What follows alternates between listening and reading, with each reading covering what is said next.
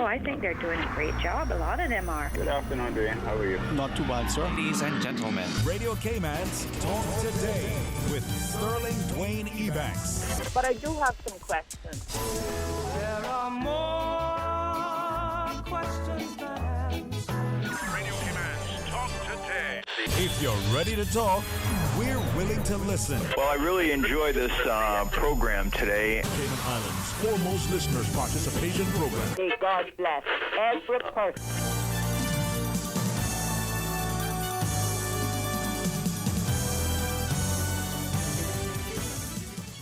Hey, good afternoon and welcome. Thank you for joining us. It is another terrific Tuesday's edition of Talk Today as we invite you to be part of our ongoing discussion.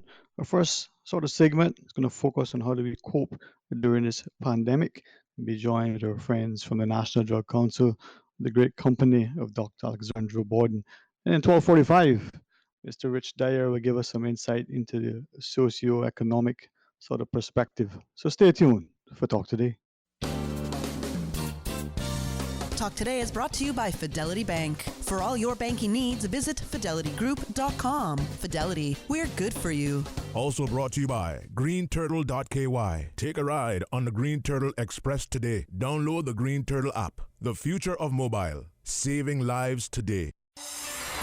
Radio Cayman's Talk Today, the Cayman Islands' foremost listeners participation program.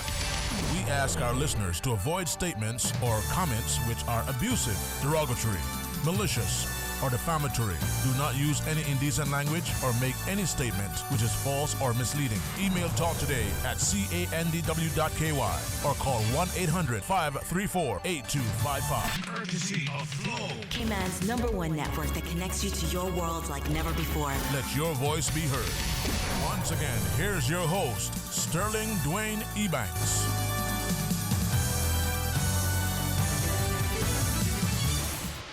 Hey, good afternoon and welcome. Thank you for joining us. And it's honored again to be able to have in our studio, sort of remotely, a virtual studio as it were, the prevention specialist at the National Drug Council, Mr. Simon Miller. Good afternoon, my friend. How are you?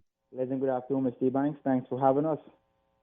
Oh man, it was a pleasure. And I'm glad that we were able to also include Dr. Alexandra Borden, the clinical psychologist over at On Course Cayman, and our monthly contributor and facilitator for our monthly mental health matters.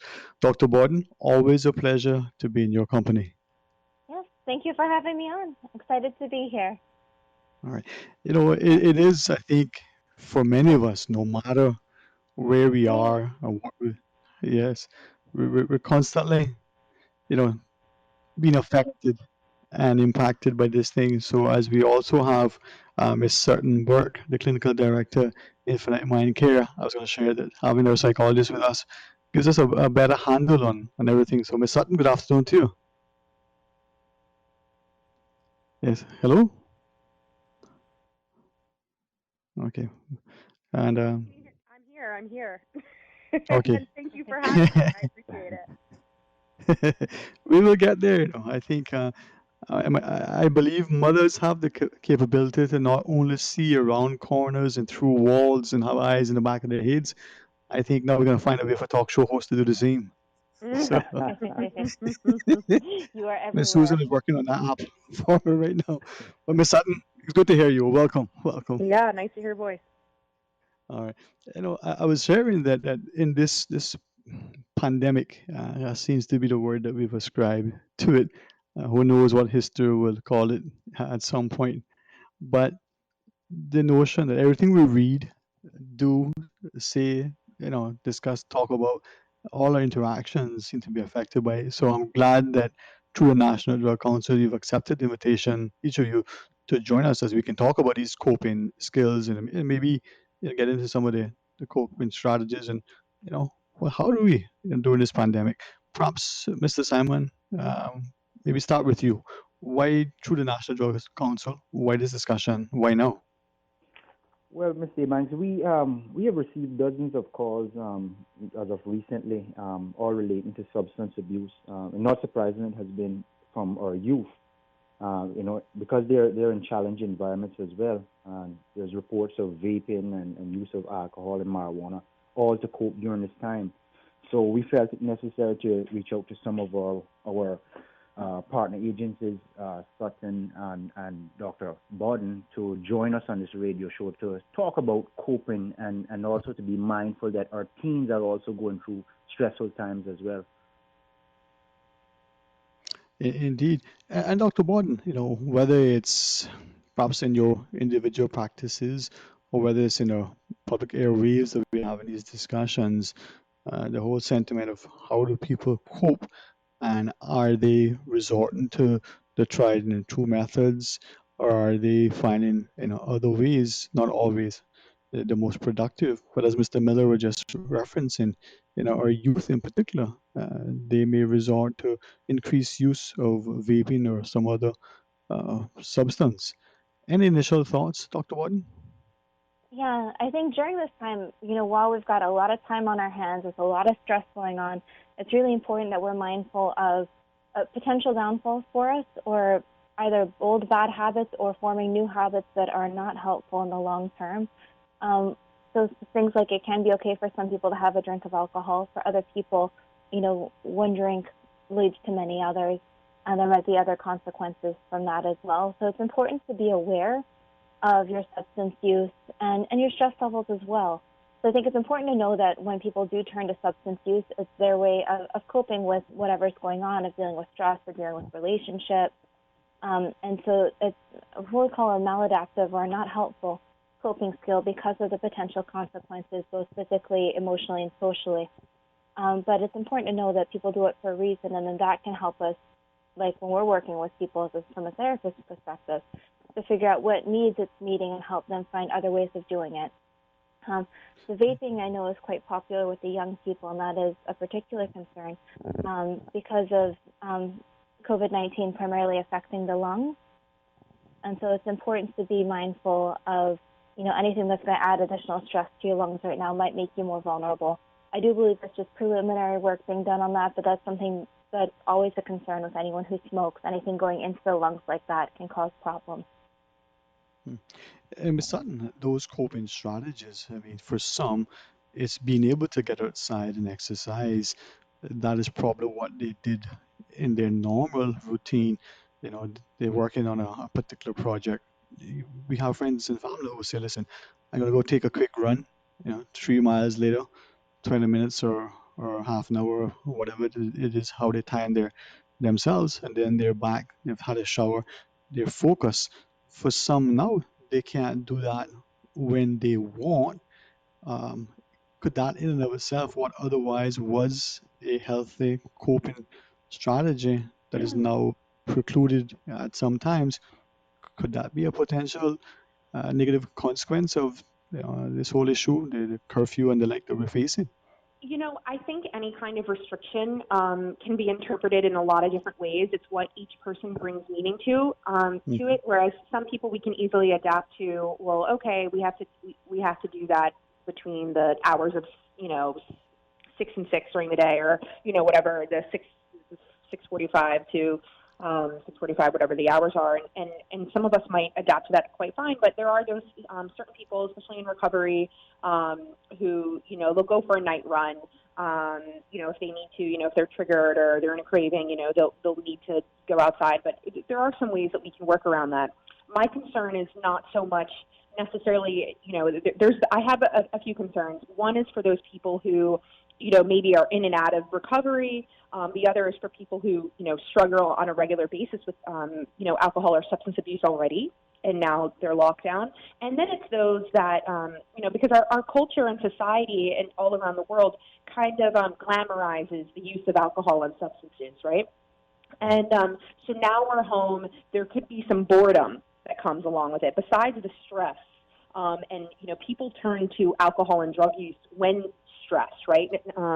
But there's also many reasons why people turn to drugs and alcohol, and one is the boredom.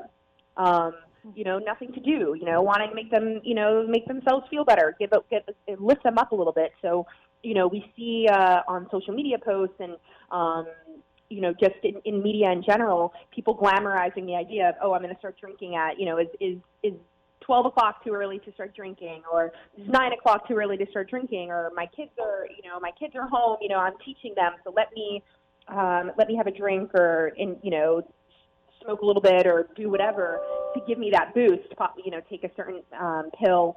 And that's the stuff we really want to watch out for as well is, when we think about coping strategies, one of them is how to keep yourself busy. And what can you do to keep yourself busy now that we are in this lockdown and we do have that curfew? And then coming up with those strategies that, this is what I normally would do if I had the urge to drink or to use drugs, and maybe it's, 8 o'clock at night, go for a run. But now what can I do in the house? Do I have a safe space in the house or a spot in the house that I have all my workout gear set up, or, I can come up with an alternative program to get my heartbeat going and moving. So when I do have that urge, I'm not going to go for the run, but I can do something privately in my house to achieve the same thing. But there's so many different factors to everything that we're talking about. And I think boredom and being in the house is definitely a major contributing factor to someone turning to drugs and alcohol. And as Dr. Bodden alluded to, those things come with consequences, whether they're really big consequences that have to do with relationship, family, the law, your health, for those that already have more of an abuse relationship with alcohol and drugs, or a misuse relationship, or there's just consequences for your average everyday person who's now turning to drugs and alcohol, out of boredom, out of, the glamorization of it, out of, it's a little bit of stress. The consequences are lowering their immune system, maybe not being as focused, not as in control of their behaviors, and then, of course, how it impacts them in the household. All right. Well, when we come back from the break, let's sort of revisit some of those coping strategies. And as you were sharing, I'm thinking the parents, in particular, the adults who are in the home, and they decide to have a drink earlier or more frequently, are they at risk of potentially modeling a less than, stellar behavior for their children relative to, the drug, whether it's cigarette, whether it's alcohol, or some other, prescription drug. All right. Maybe we can talk about that after the break. We invite our listeners to stay tuned. Start getting your debt under control with a debt consolidation loan from Fidelity Bank. At Fidelity, your loan decision is quick with no runaround. Plus, with competitive interest rates and fees, we will help you reduce your monthly payments and get you back to living again. Don't let the burden of overwhelming debt tie you down this year. Call Fidelity today and let's make it happen with a Fidelity Bank debt consolidation loan. Fidelity, we're good for you. Do you have questions about your water service? We've got the answer. Keep up to date with what's happening at the Water Authority by checking our website, waterauthority.ky. You can also stay up to date by following our Facebook, Instagram, and Twitter page. Hello, Cayman. I'm Quincy Brown.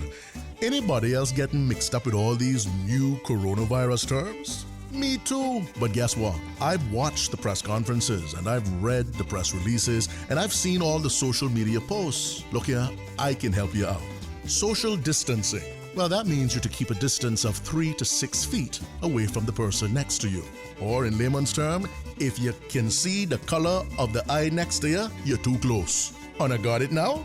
If Una want to stay up to the time with what's going on, there's only one place for the real information, the Cayman Islands government. Visit gov.ky/coronavirus.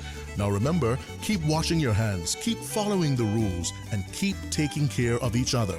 Saving lives is Caymankind. Social distancing is crucial for our community to get back to normal. And never before has communication been so crucial. Keeping in touch with family, friends, and up to date requires you to stay in touch. Green Turtle offers the solution for both. Download the Green Turtle app now. Top up yours or a loved one's phone with any mobile carrier in any destination in Cayman. Phones delivered to your home, and with the new rewards program, you can even redeem points towards a new phone and other products. Download the Green Turtle app today. Green Turtle is not only the future of mobile, but today. it can help save a life. Hashtag Stay Home Cayman. Take a ride on the Green Turtle Express today. Download the Green Turtle app. The future of mobile, saving lives today. Talk today. But I do have some questions. Talk today. Cayman Islands' foremost listeners' participation program. Talk today. Because there are more questions than answers. What the public is saying. Waiting to take your calls right now. Sterling Dwayne Ebanks.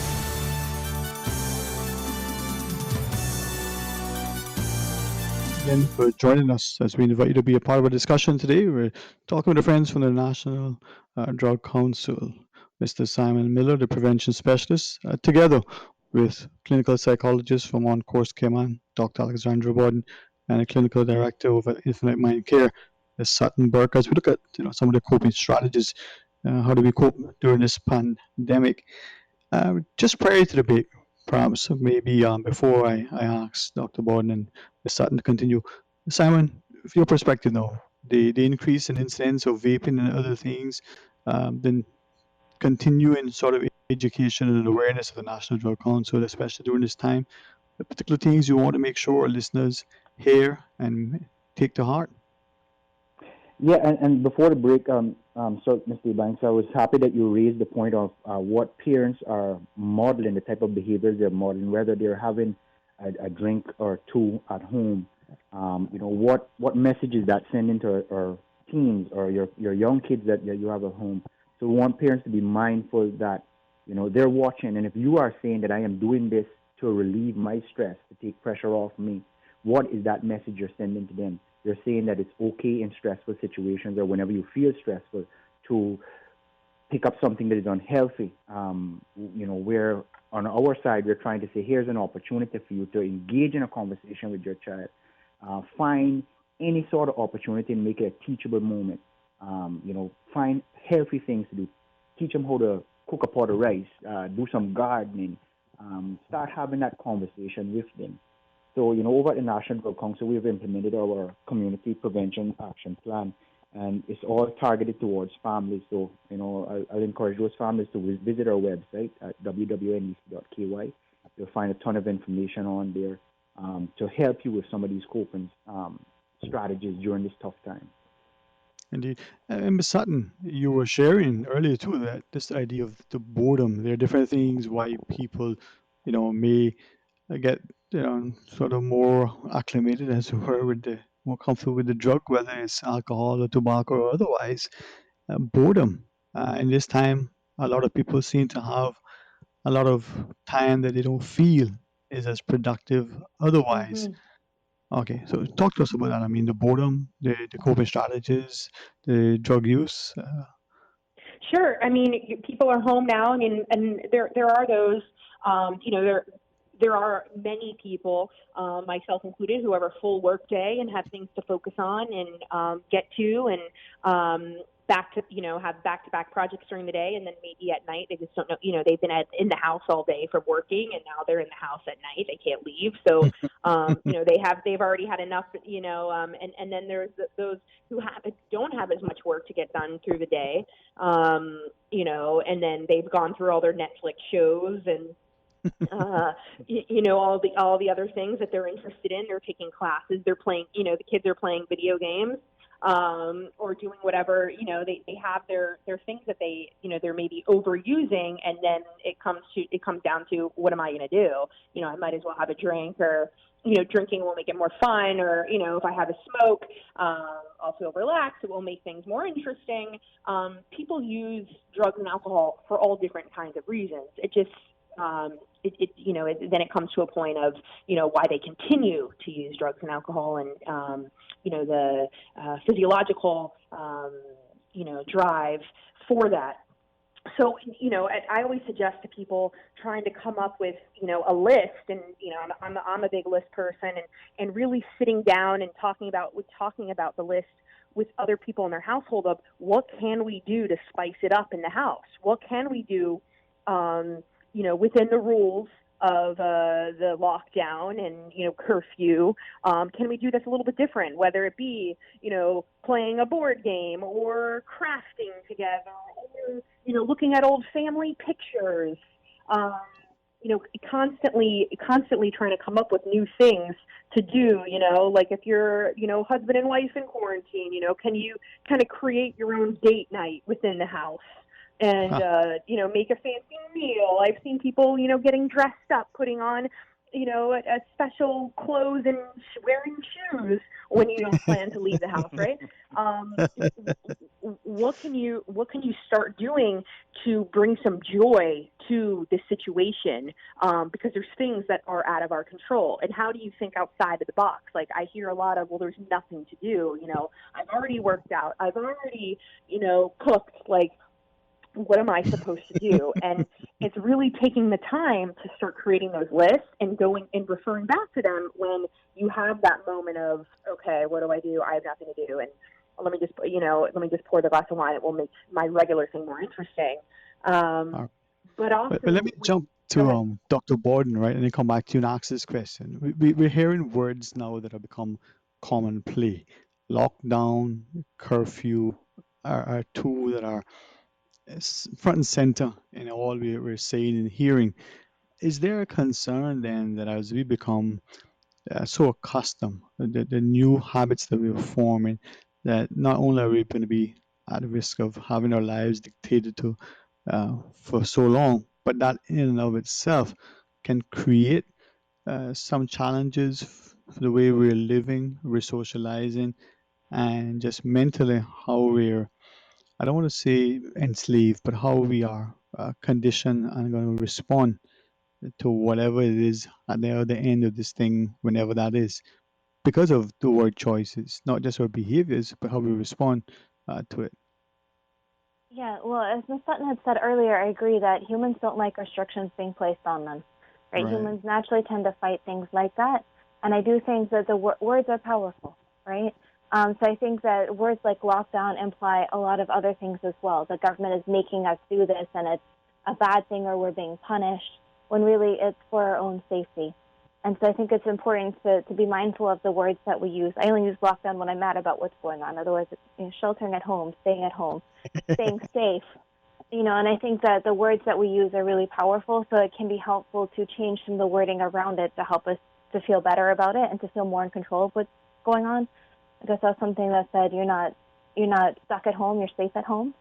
And so changing the words can be helpful. They've actually shifted from being socially distant to being physically distant, because really humans are social creatures, and our support network is going to be a big thing right now. Sutton mentioned a lot of things that you can do with people in the home, but even connecting with people who aren't in the home can be a great way of dealing with stress and dealing with boredom, which Ms. Sutton is absolutely right, is a huge trigger a lot of times for drug and alcohol use as well. So it's just about getting creative and seeing what you are able to do right now. What can you do to stay safe, but what can you do to make the most of the time now as well? Because it gives you, while you can't do what you normally do, it gives you an opportunity to try something new, do something different, or connect with people in other ways that maybe you haven't before. There's amazing technology out there now to play games, to do karaoke, to have game nights, to do group video calls. So you might even be able to get grandma on a group video call. Who knows? What Lexi talks about, and what's a really big concern in the mental health community, certainly in when we think about the recovery community, is as social beings, one of the worst things that we can do is isolate. And isolation breeds extreme mental health mental psychotic episodes, or trigger substance abuse and continue the continual use of substances despite consequences. When a person feels very alone and isolated from people, and so when that wording is important. Being physically distant but emotionally close, emotionally connected. And the concern is for those people who are home alone, who are, already maybe someone more susceptible to mental illness or dependency issue, and they're alone. Maybe they don't have their family around here. Maybe they're not so close with their family. They don't have so many family members in their life that they communicate with overseas, even on Skype or Zoom or or whatever. And so it's the concern for those people who really need some kind of support and, are maybe stuck in a mindset that they don't have anybody to reach out to. And so it's, again, going back to that creativity with the people in their house.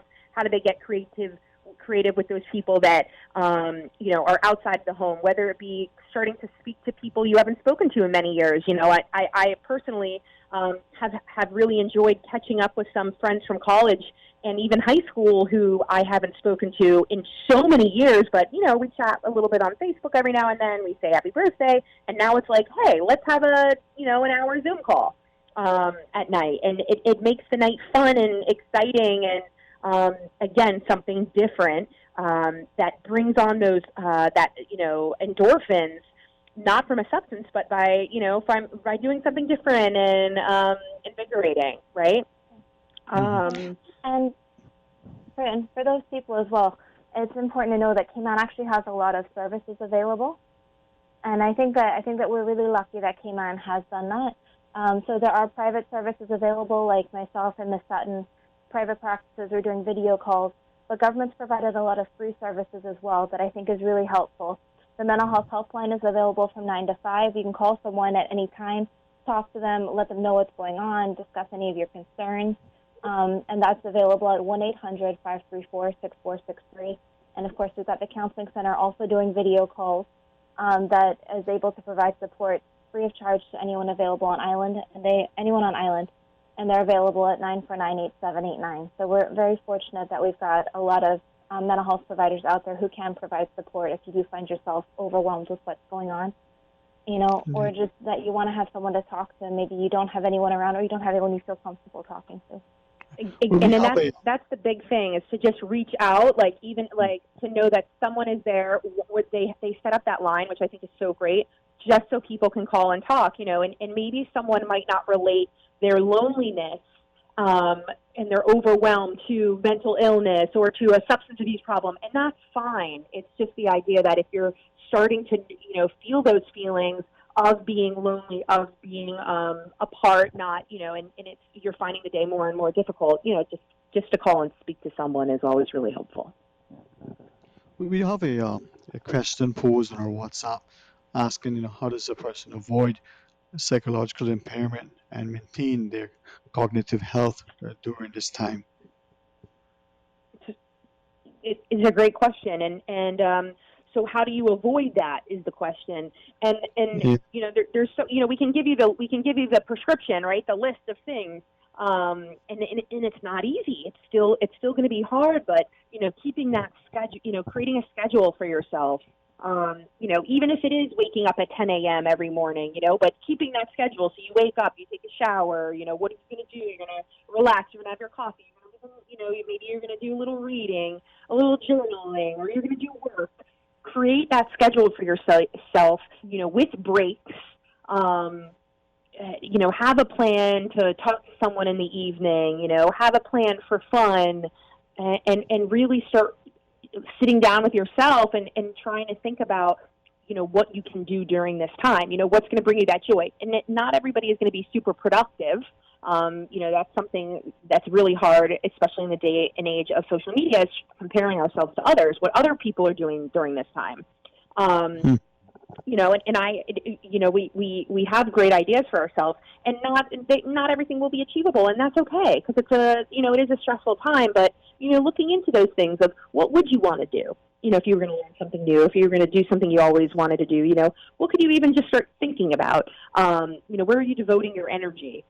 And along with that goes to having a lot of self-awareness and insight. What can you do to propel that self-awareness and insight, so when you do, if this is affecting you in any kind of way, or it starts to creep up, that you're aware of it, and then you can redirect your energy to somewhere else.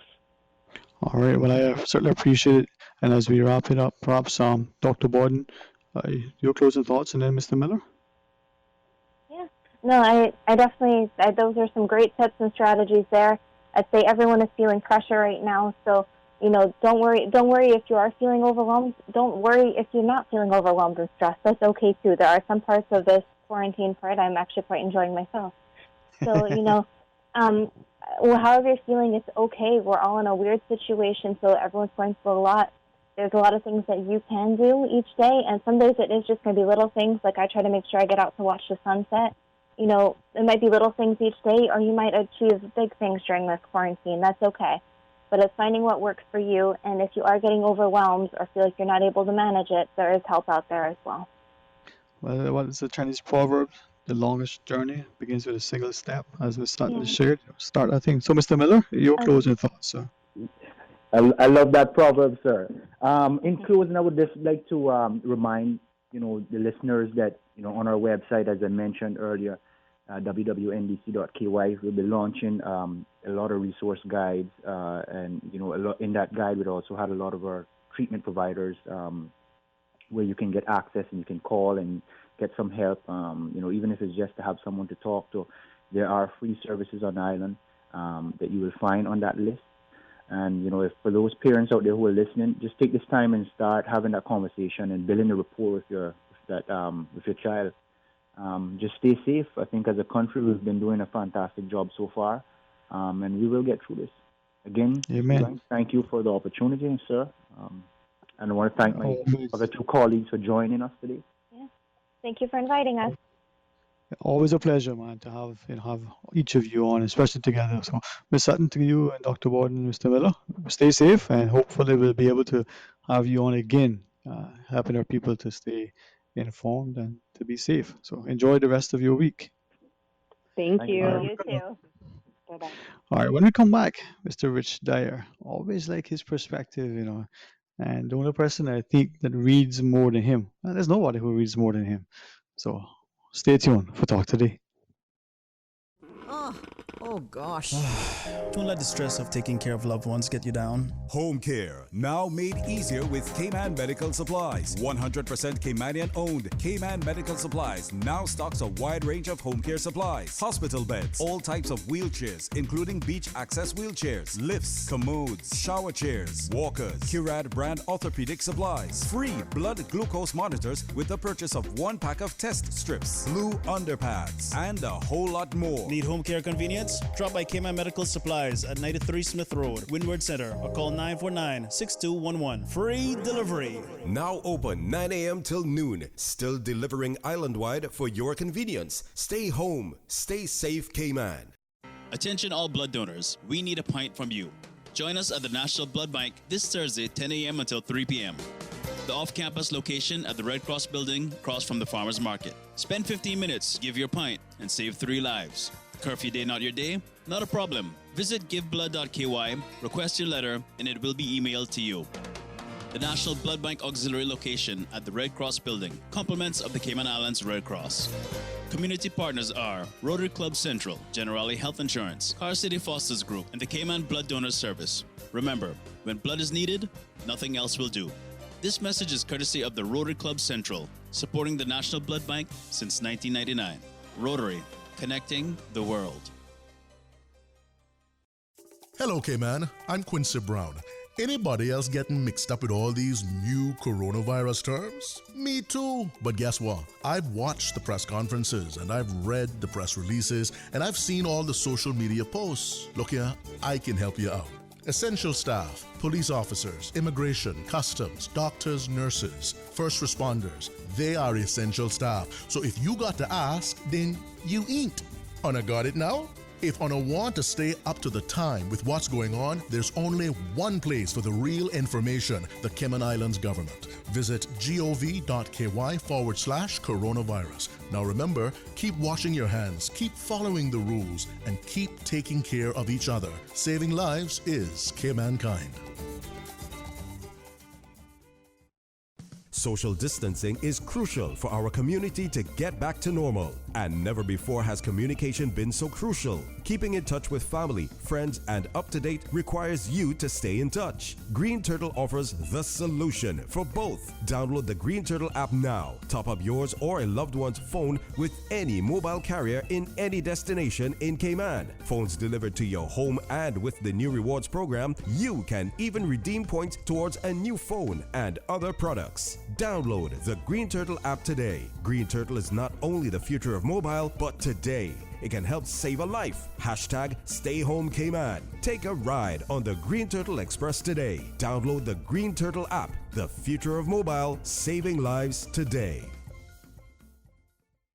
For nearly 20 years, Kingsport Center has been the heart of the Cayman fitness and wellness community. In order to ensure the welfare of all, we are temporarily closed until further notified by the Cayman Islands government that it is safe to reopen. During these trying times, we encourage everyone to maintain a healthy lifestyle, mind, body, and soul. We look forward to continuing providing you with world-class service in the very near future. Remain strong and continue to show the world the power of Cayman unity. Kingsport Center, your one-stop shop for fitness, recreation, and relaxation. Talk today. But I do have some questions. Talk today. Cayman Islands' foremost listeners participation program. Talk today. Because there are more questions than answers. What the public is saying. Waiting to take your calls right now. Sterling Dwayne Ebanks.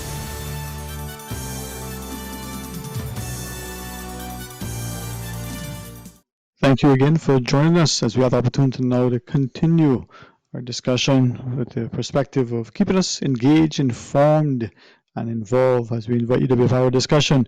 My good friend, Mr. Rich Dyer, good afternoon to you, man. How are you today? Good afternoon, Sterling. I'm doing well. Can you hear me okay? I can hear you. I'm hoping that you can do the same. Are you hearing me okay? Yes. It's got that slight phone interference. I miss your usual clear dulcet tones, but we will suffice with this.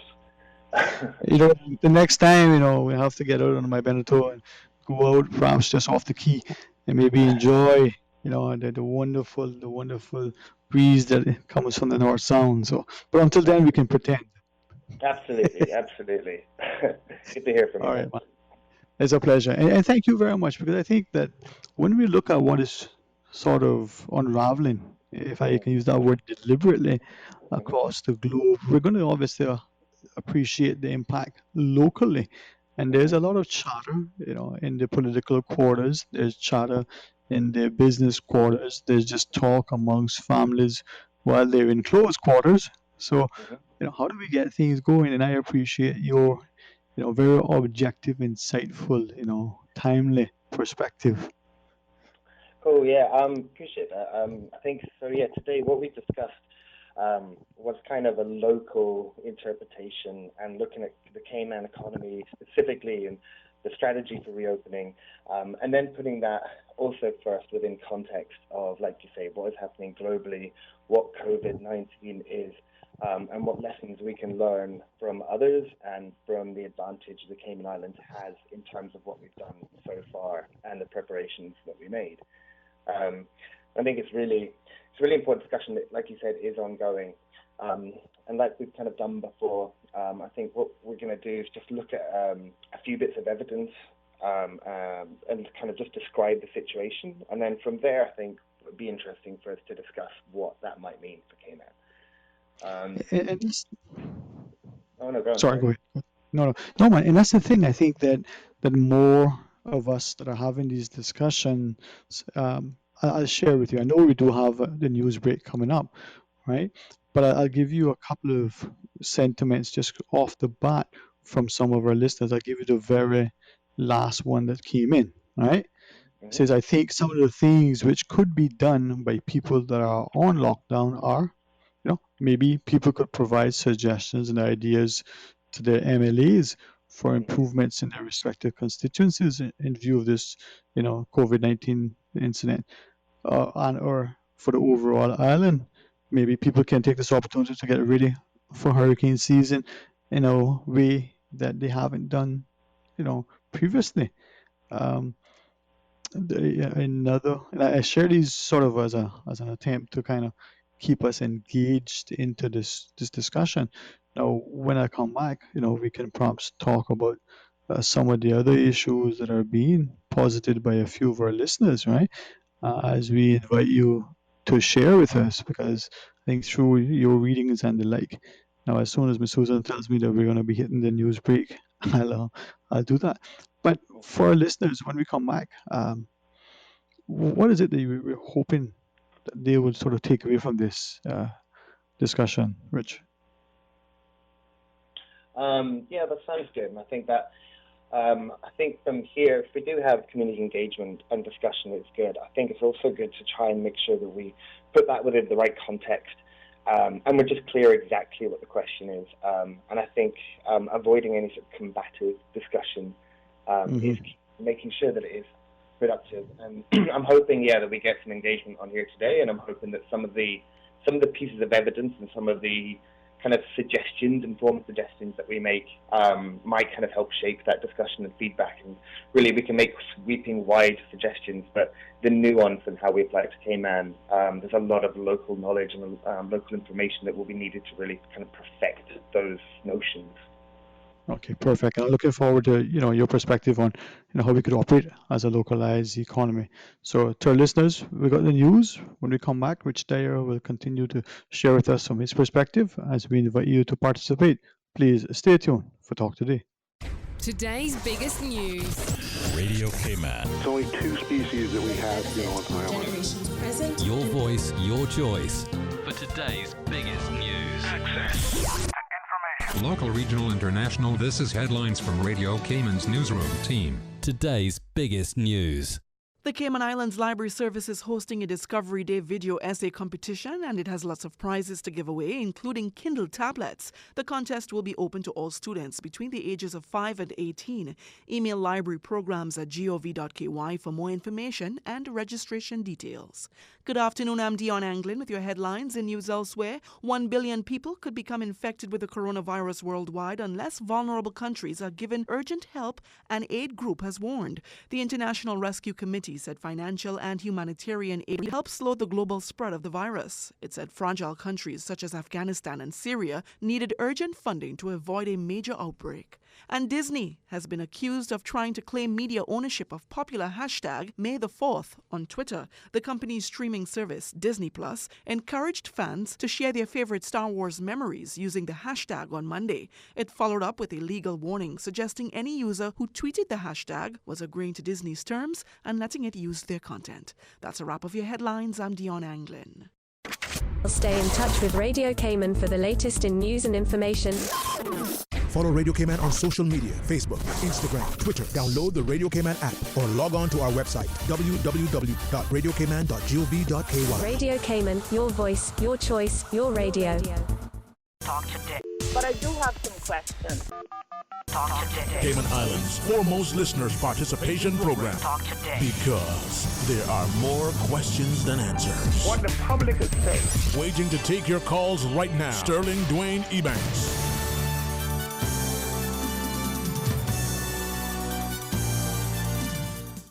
Hey, good afternoon and welcome back. Thanks for joining us. Of course, you can be a part of our discussion. You can call us toll free 1-800-534-8255 or 9498037. Rich Dyer is our guest, and as we're going to go through, looking at the economics and certainly the societal impact.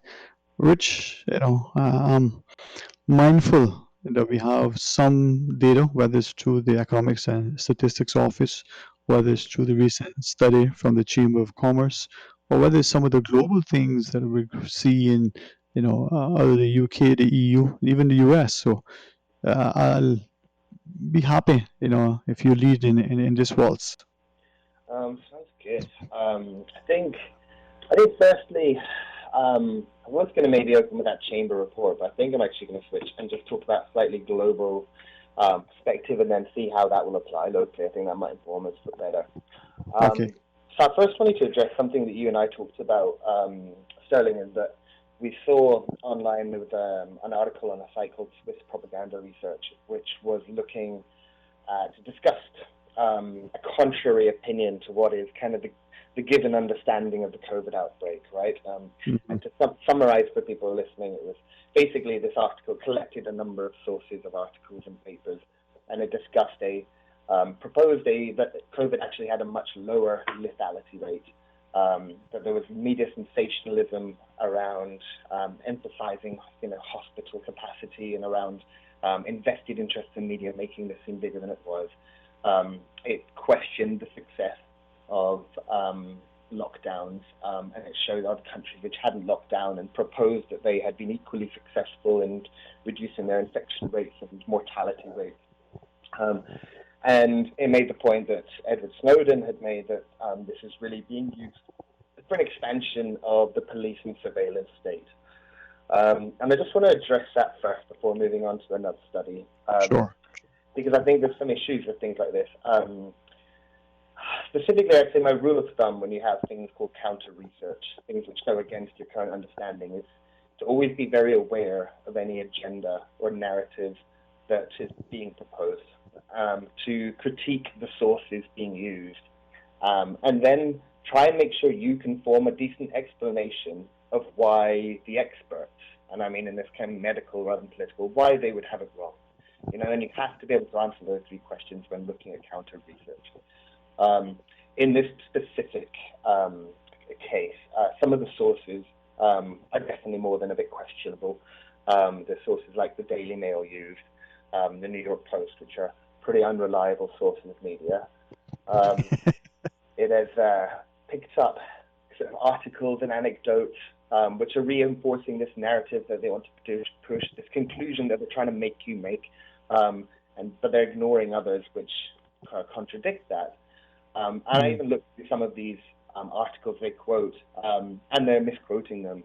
So even like Der Spiegel, which is Germany's largest newspaper, they referenced that in one of the points they made, saying that clinics are empty, and that some just don't have any, aren't being used at all, so we're not really over capacity. But when you look into that actual article, the conclusion, the clinics which are, it's actually saying they're doing something called short staffing, so they're reducing hours because they don't have so much in that specific area, but they emphasize very strongly at the end of this article and during it that they are preparing for a large wave in their locale and also a second wave that's potential nationally.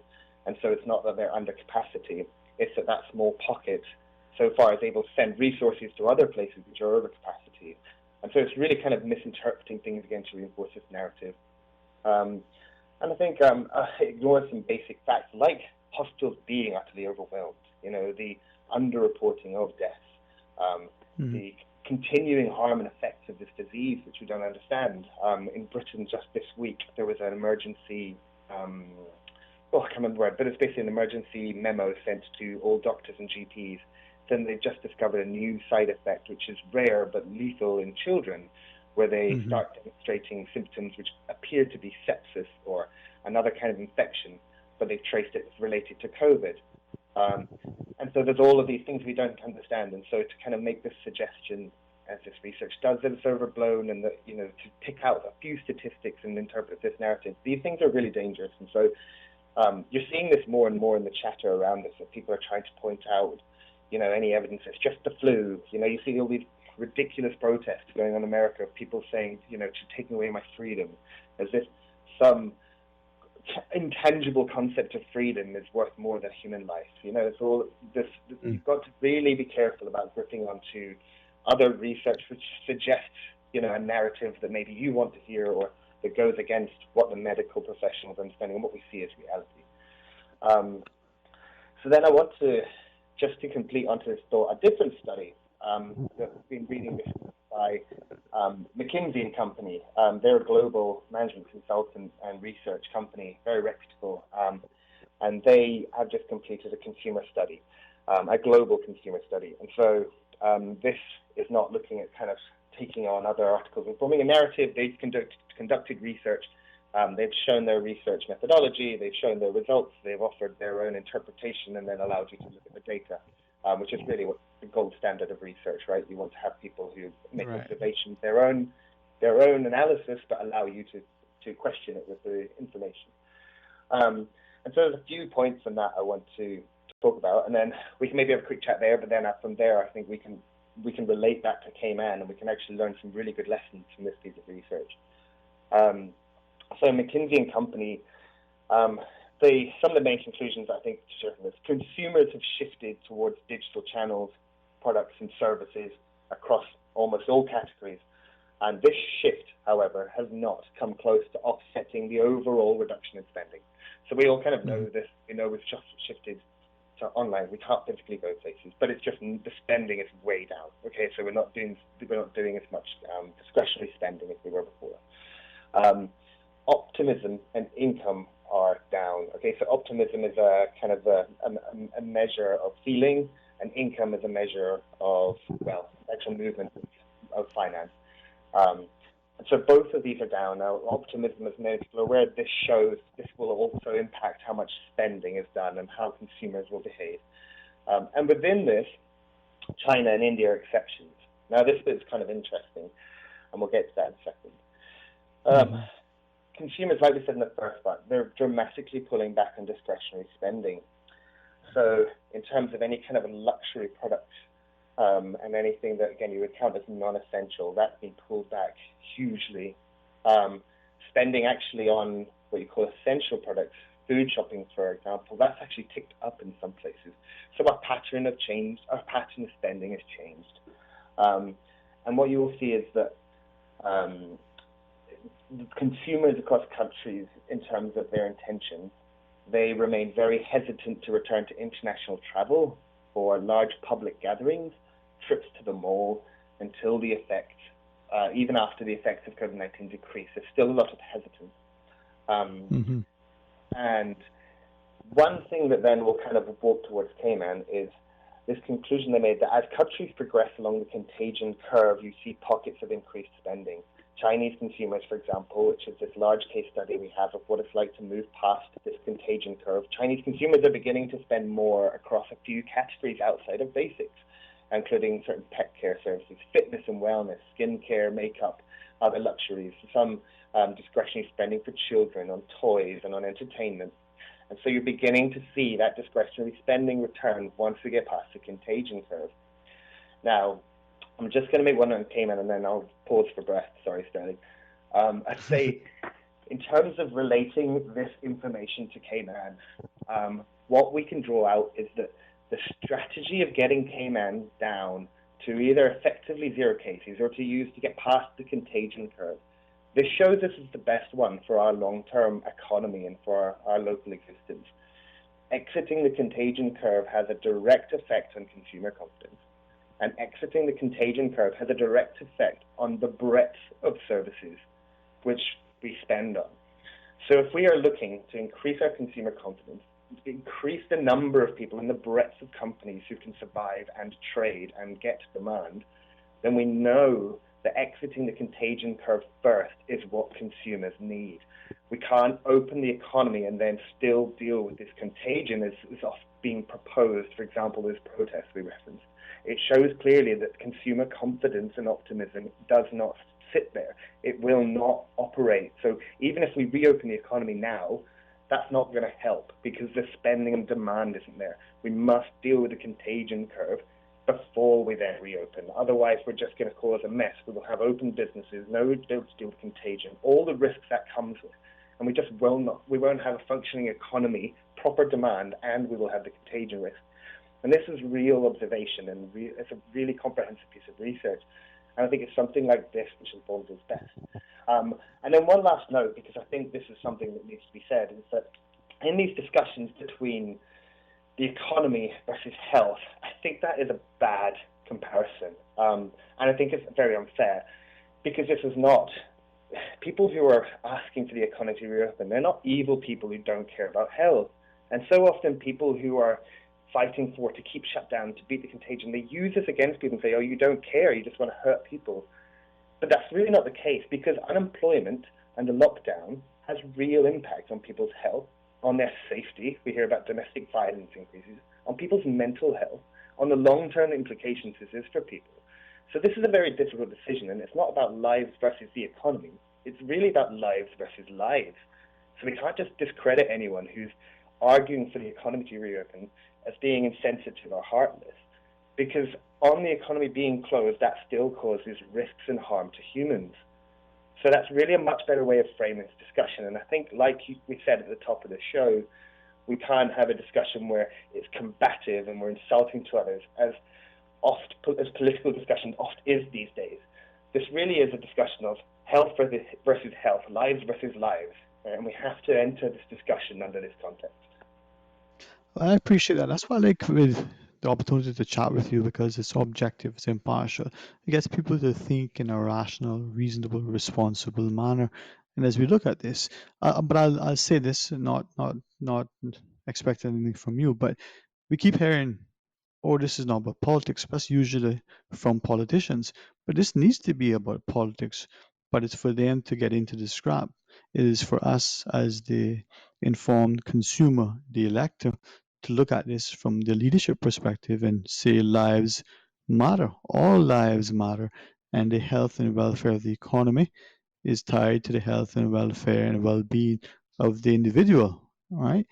Um, as I listen to you and recognizing that the the pattern of consumer behavior, even on the scale within Cayman and on the individual basis, many of us now are probably ordering online and having things delivered like food and groceries that we didn't a few weeks ago. Many of the businesses that were, you know, how do I put this, would never consider delivering, food, for instance, from the restaurants, are now adapting and only too happy to do takeout. You know, they may have turned their noses up at it before. So we're changing our pattern of consumer behavior. That can be good in itself, potentially. Yes, no, absolutely. In terms of good in itself, I'd say I would clarify by saying that it definitely is something that should be increased. I think we should be expanding support for online business transactions for all sectors that can do it, like your example on food service. Suddenly we can see the businesses who are able to keep trading are those who can take orders. I mean, a lot of this is on phone and then it's delivering, but it's able to do remote business, right? People are still buying from restaurants. I don't know the figures. I'm sure it's reduced, but they're still able to trade with these businesses.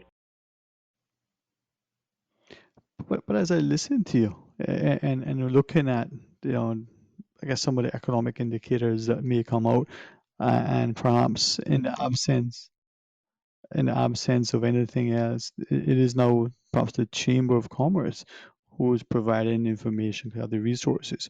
I'm going to pause shortly, take a break. We got a couple of WhatsApps I want to read, a few, I think would be informative, and then we can reconnect up with Rich Dyer after the break. So please stay tuned.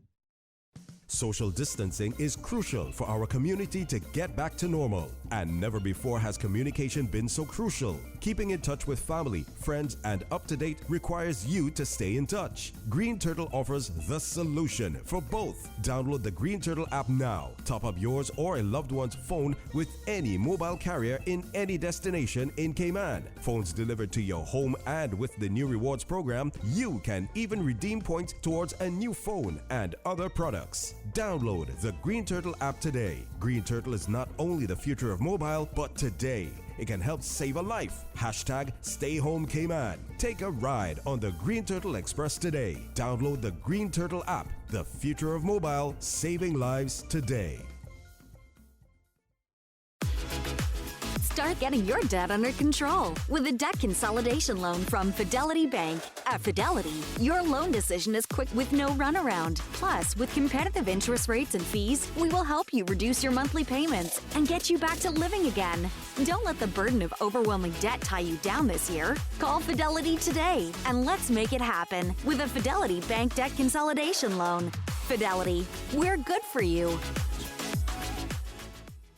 The public is advised that all public beaches will be closed throughout the Cayman Islands for a full 24-hour hard curfew from the 17th of April to 5 a.m. 1st of May 2020. This means persons are prohibited from entering on, walking, swimming, snorkeling, fishing, exercising, or any type of activity on any public beach during these times.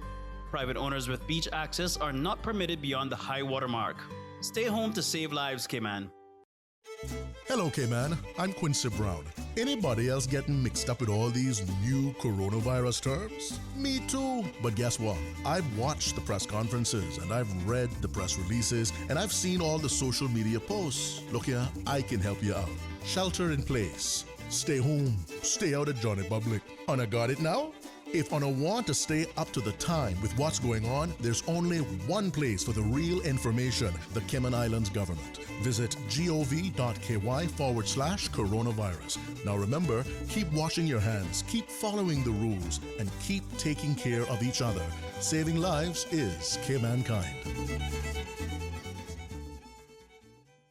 Home, which should be a haven, can even be less of a safe space during curfew if someone is experiencing child abuse. If you or anyone you know is being abused, help is nearby. For emergencies, call 911. They will redirect your call to the relevant agencies. For general guidelines and inquiries, call the Multi-Agency Safeguarding Hub, MASH, at 1-800-534-2273 or 945-0545. Alternatively, email mash@gov.ky.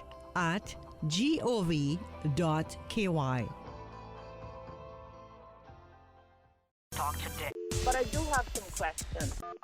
Talk today. Cayman Islands' foremost listeners' participation program. Talk today. Because there are more questions than answers. What the public is saying. Waiting to take your calls right now. Sterling Dwayne Ebanks.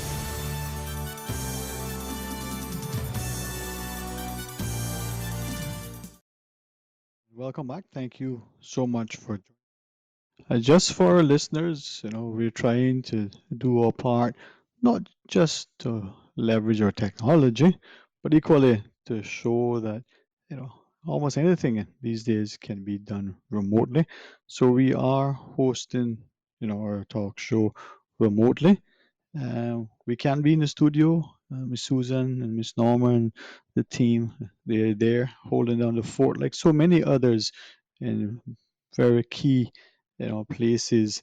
But as long as, we start to continue to appreciate the investment in their infrastructure, in this case is our telecoms, utilizing the fiber optics and all the other things that we have, maybe we can leverage that technology and one day, we can host a show whenever, wherever, and however.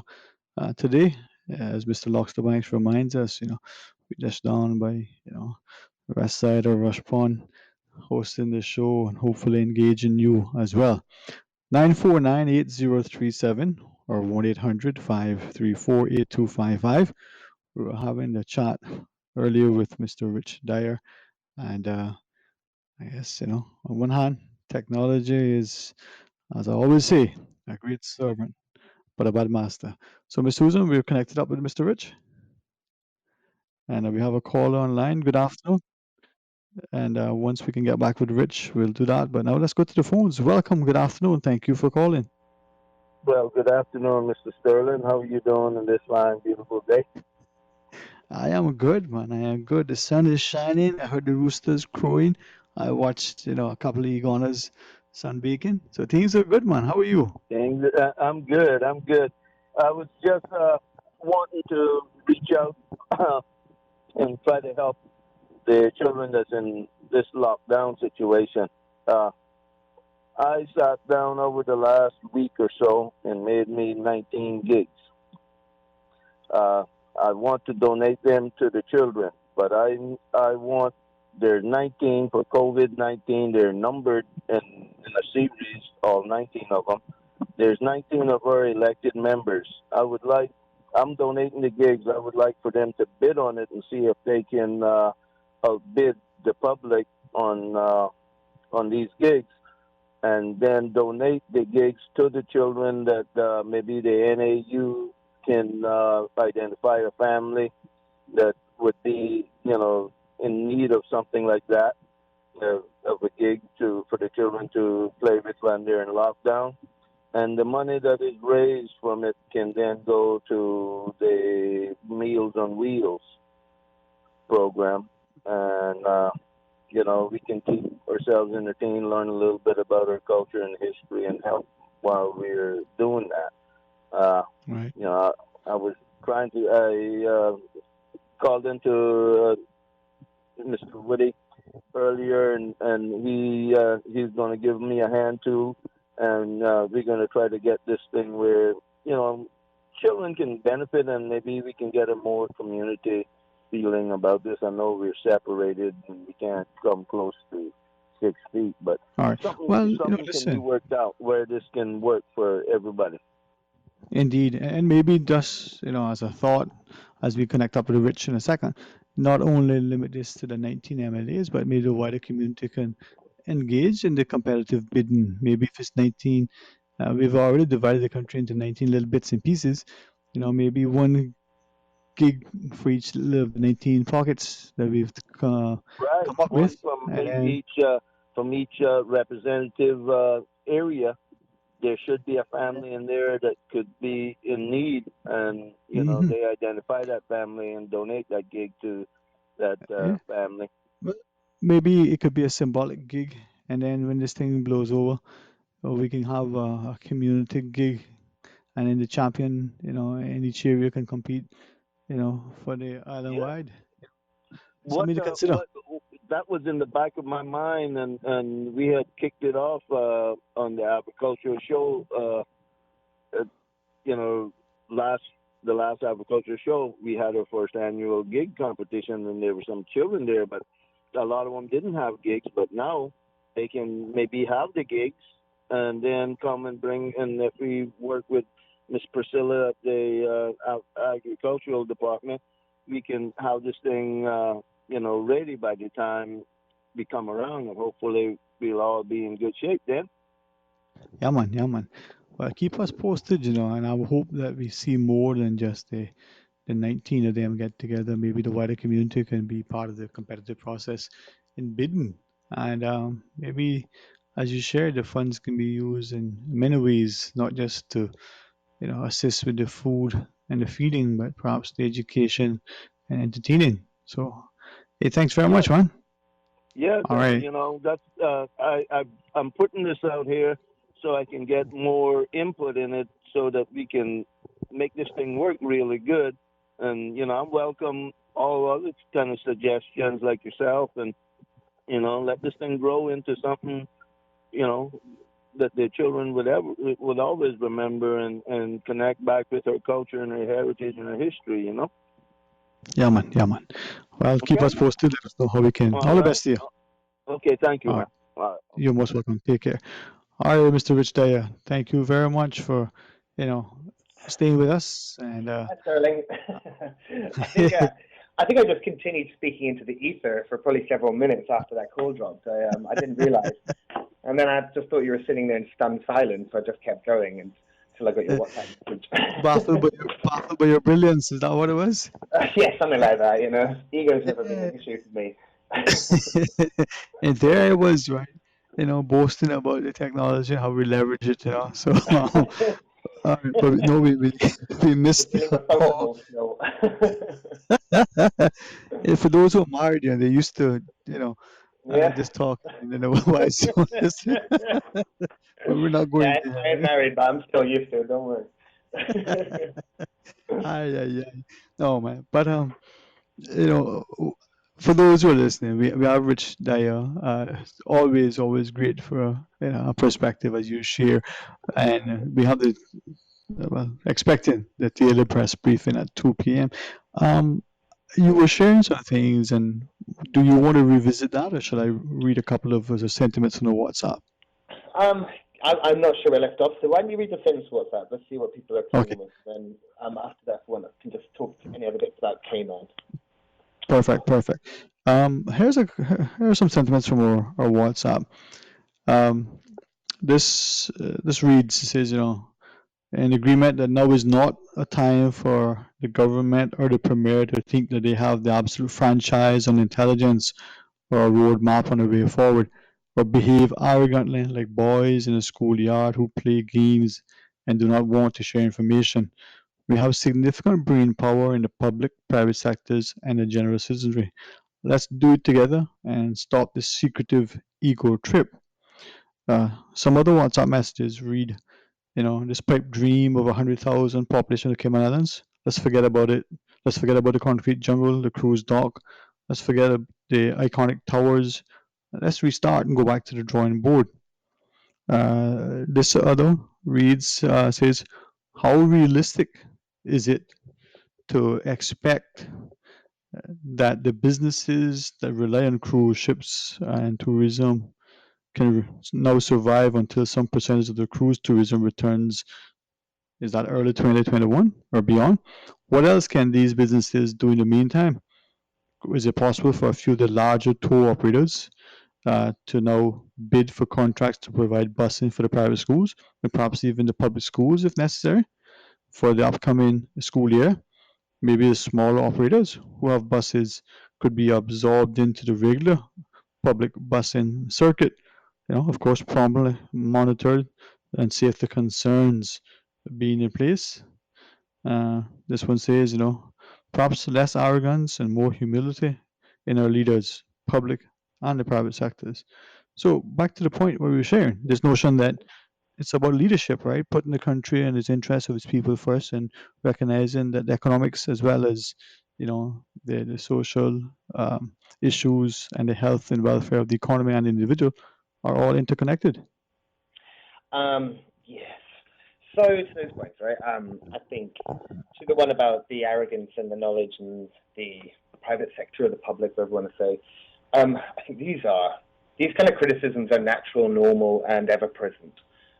There's nothing new about us being critical of our leaders. There's nothing new about leaders and government doing things that is worthy of being criticized.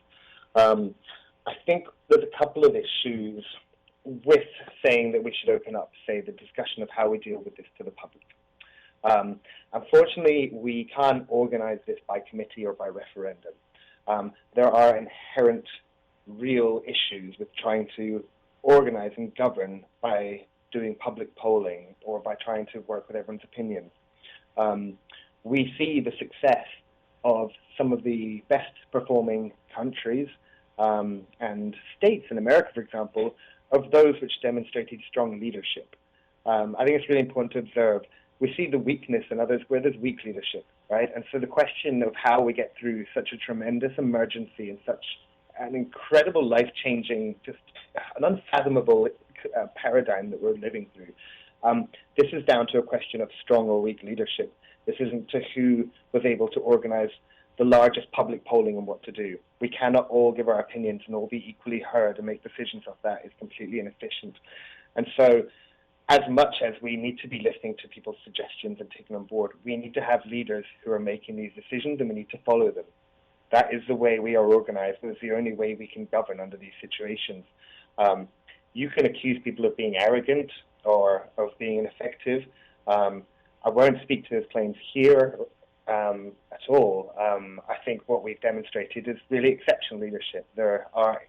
Where Cayman Islands is having the best PR I think we've had as a nation for ages. We are being held up in international press as one of the great examples of good leadership through this. So I would say that is probably a more informed view, certainly that I have, of how we're being governed right now. I think you can see examples in New Zealand and certain governors in the US where they have come under a lot of pressure and criticism from some sectors, and we admire their strength for resisting this pressure and criticism, sticking to their convictions and their plan, and they are the best performing leaders. When we come to talk about the wider things of how we should be run and the discussion around the, building a concrete jungle and all the other issues mentioned there, I think those are valid discussions. But the position for those are elections and how we obtain our leaders. I hope this kind of sentiment is refocused into the importance of the political process. I hope people all vote. I hope people all engage and ask candidates and who will be their potential MLAs and leaders. I hope they will ask them key questions and hold them to their answers. I think that's how we have to organize our government. And I think trying to double guess and say, okay, now we all need to be involved, we cannot govern like that. And so I would understand frustrations, like we said, my point here doesn't diminish anyone's frustrations or criticisms. And they can be valid. I don't disagree with that concept. Now is not the time, though, for us to change our organization, and the time for us to make these changes is the very important elections we have when we elect our leaders. Perhaps, and a good example is when a pandemic hits, the leaders you chose are the leaders you had. And so let's take very seriously our elections and perhaps take them more seriously than we all have before this. And I like that. I like that this is that sort of opportune time for an individual to look at, what is it that they like about themselves and what they want to improve for the company to likewise how it wants to position, but for the country, its governance, its leadership, its electoral process, and the like. If I might ask from that perspective, you were able to hear me okay, Rich? Yes, not as okay as I want to, but I can still hear you fine. Okay. Yeah, I just heard some of the thing, and attentive ears. What I say, be careful of the eyes, what you see, and the ears, what you hear. But now that we're listening, and with our eyes and our ears even more than normal, with respect to the information that we're getting globally on the economic and social implications, the physicians are telling us that almost on a weekly basis, perhaps even on a daily basis, they're learning more about this disease. We've gone from calling it one thing now, and we're probably going to, at some point in history, have it reclassified. So we're changing, some of the things. But from the local perspective, and how, and if and when it comes to our local economy, can it be reopened? Do you have any particular sentiments with respect to that?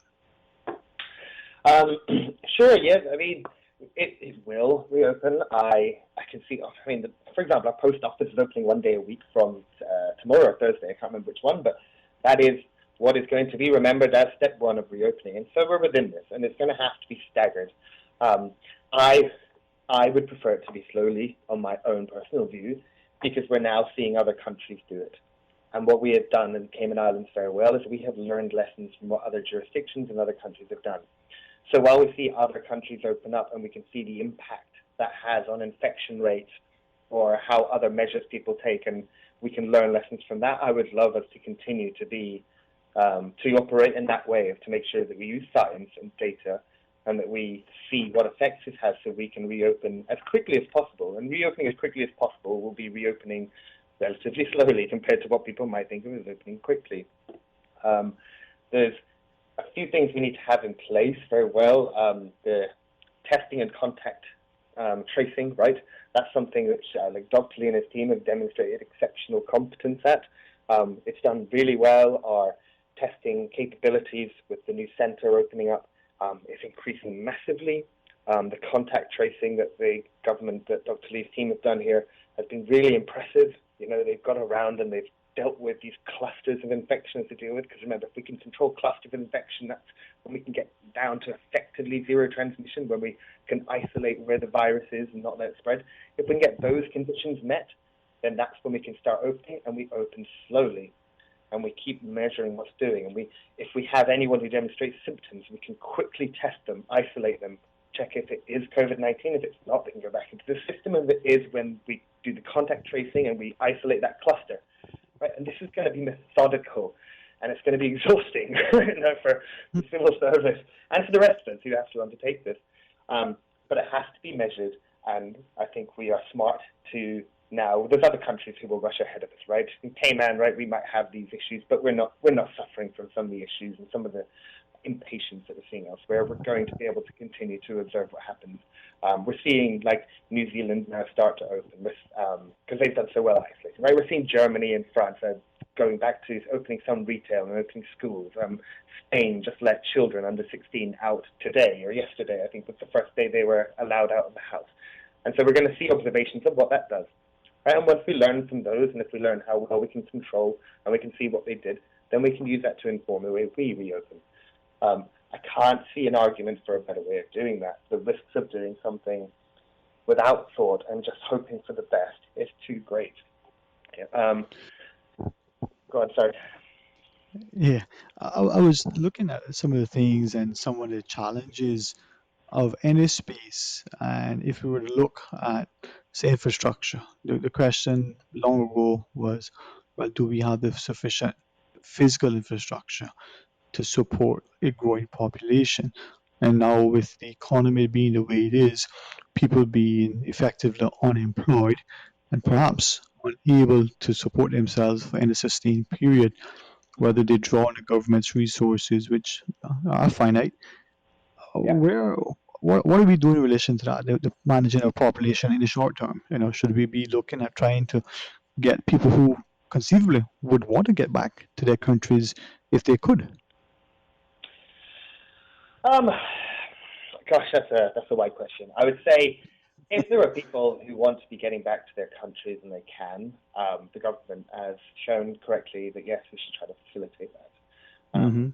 They are allowing certain people. I think there was I don't know where it's going on. I'm not Canadian, but I believe that Canadians on Ireland have been self-organising with permission from the government to organise a private charter flight, which would be overseen by the government, but they're private organising that, and the government has shown, support and willing for that. And of course, if we want to get people off island, the overall question, the actual objective question is that there is going to be lower demand, right? We will not have the level of monetary circulation, the amount of demand of the economy as we had before. It's going to be a long time, probably, before we get back to that. Remember, we're at the end of the longest bull market in the history of the world. There was huge amounts of demand and prosperity here before this.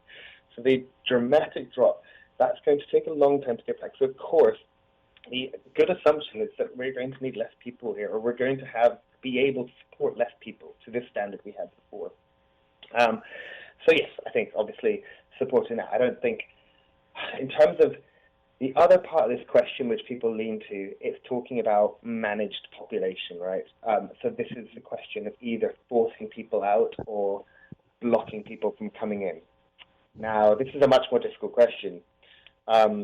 Firstly, these things are really going to be driven probably naturally. Let me say firstly, we don't have like an authoritarian managed economy like that, right? We don't have, except under exceptional circumstances like this pandemic, I would caution heavily, we do not want to get to a part where we have government or anyone else saying who comes and who goes. That is a very, very dangerous, unmanageable. It will have all sorts of unintended consequences which are not good for anyone, be them Caymanians, expatriates or visitors alike. Right. Secondly, like it's always happened, this will be a natural process, right? If there is need for labor and there's ability for people to come here, we will need to bring in labor. Now, what you do in order of making sure that Caymanians are looked after, the local population, is you can then, rather than choosing who immigrates or not, you have to facilitate the local economic conditions, right? So you have to make sure that you have affordable living, that you have good education and training programs, that you have support for people to get into these jobs, right? You have to create the conditions here which promote the best, possible opportunities and income and protection from costs, things government can do and that we can do as businesses, rather than being like, all right, we'll just block it, right? Everybody, you can only have this many people come in, go for economy, try and work, right? You create the conditions here and you look after the local population, and then when we need people to come overseas, which we still do and still will, we will have them come over. But we do it in such a way where we really do need them. And it's not just, you don't have conditions as such locally where you get too many people coming in, right? And that you have unnecessary local unemployment. And so that's a much better way to approach it, rather than trying this really dangerous, frankly, system of trying to hand pick and select in and out who comes, who goes. Right. And as I listen to you, I think, this is how everything is so interconnected. You use the example of Canada. Not only you have the organizing of the citizens here, but you have the receptiveness and almost, the not just acquiescence, but the assistance of the Canadian government saying, hey, our citizens, we would like them back. I contrast that to just this morning, there was only three, but there was only three more this morning. Jamaican nationals that I consider to be, at least acquainted with, if not friends, who said, we wouldn't mind getting back home, but right now we're not sure because similar online posts from the government says, well, it's subject to the order of the cabinet, but yet here is some politicians saying, no, the interpretation is that we can come back. For those people who would like to get back to their countries, whether it's a direct flight or whether they have to transit through some other country, the interplay of governments, our government through our UK office, FCO, and then the other governments because of the fact we're not an independent nation, is a challenge. And again, the economy, but also the safety of people, their mindset, their health and welfare, their economic ability to sustain themselves are probably not being at the forefront of the collective society's minds, which I'm told we got a quick break. Maybe we can talk about some of the other data that we have available locally when we come back. Yep, All right. sounds good. Sounds good. Cheers. Perfect. To our listeners, stay tuned.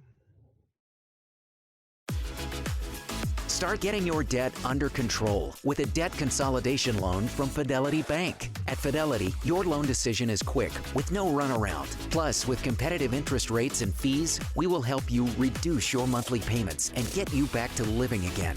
Don't let the burden of overwhelming debt tie you down this year. Call Fidelity today and let's make it happen with a Fidelity Bank debt consolidation loan. Fidelity, we're good for you.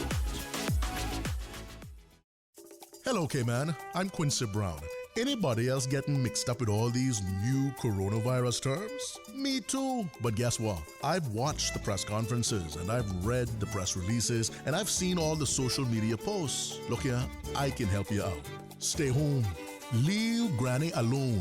Darling child, I mean, we can't be visiting our old people because they're more compromised. We gotta keep them safe. Una got it now? If Una want to stay up to the time with what's going on, there's only one place for the real information, the Cayman Islands government. Visit gov.ky/coronavirus. Now remember, keep washing your hands, keep following the rules, and keep taking care of each other. Saving lives is Caymankind. Social distancing is crucial for our community to get back to normal. And never before has communication been so crucial. Keeping in touch with family, friends, and up to date requires you to stay in touch. Green Turtle offers the solution for both. Download the Green Turtle app now. Top up yours or a loved one's phone with any mobile carrier in any destination in Cayman. Phones delivered to your home, and with the new rewards program, you can even redeem points towards a new phone and other products. Download the Green Turtle app today. Green Turtle is not only the future of mobile, but today it can help save a life. Hashtag Stay Home Cayman. Take a ride on the Green Turtle Express today. Download the Green Turtle app. The future of mobile, saving lives today. Did you know that ValueMed Pharmacy has a free online prescription service? Managing your health and medical requirements has never been easier with ValueMed. Simply visit value-medpharmacy.com. That's VALU-medpharmacy.com and click the Refill Prescriptions tab on our website. Fill in the information for new prescriptions or refills and choose your preferred pickup location. ValueMed on Walkers Road or Town. Then bring in your original prescription from your doctor when picking up. There's no need to stand in line and wait for your prescription. Save time and pick up prescriptions at your convenience by visiting value-medpharmacy.com. That's VALU-medpharmacy.com.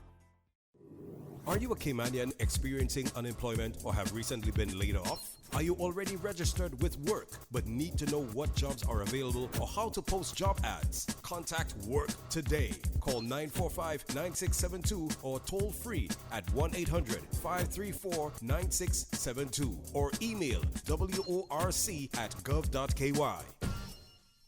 Talk today. But I do have some questions.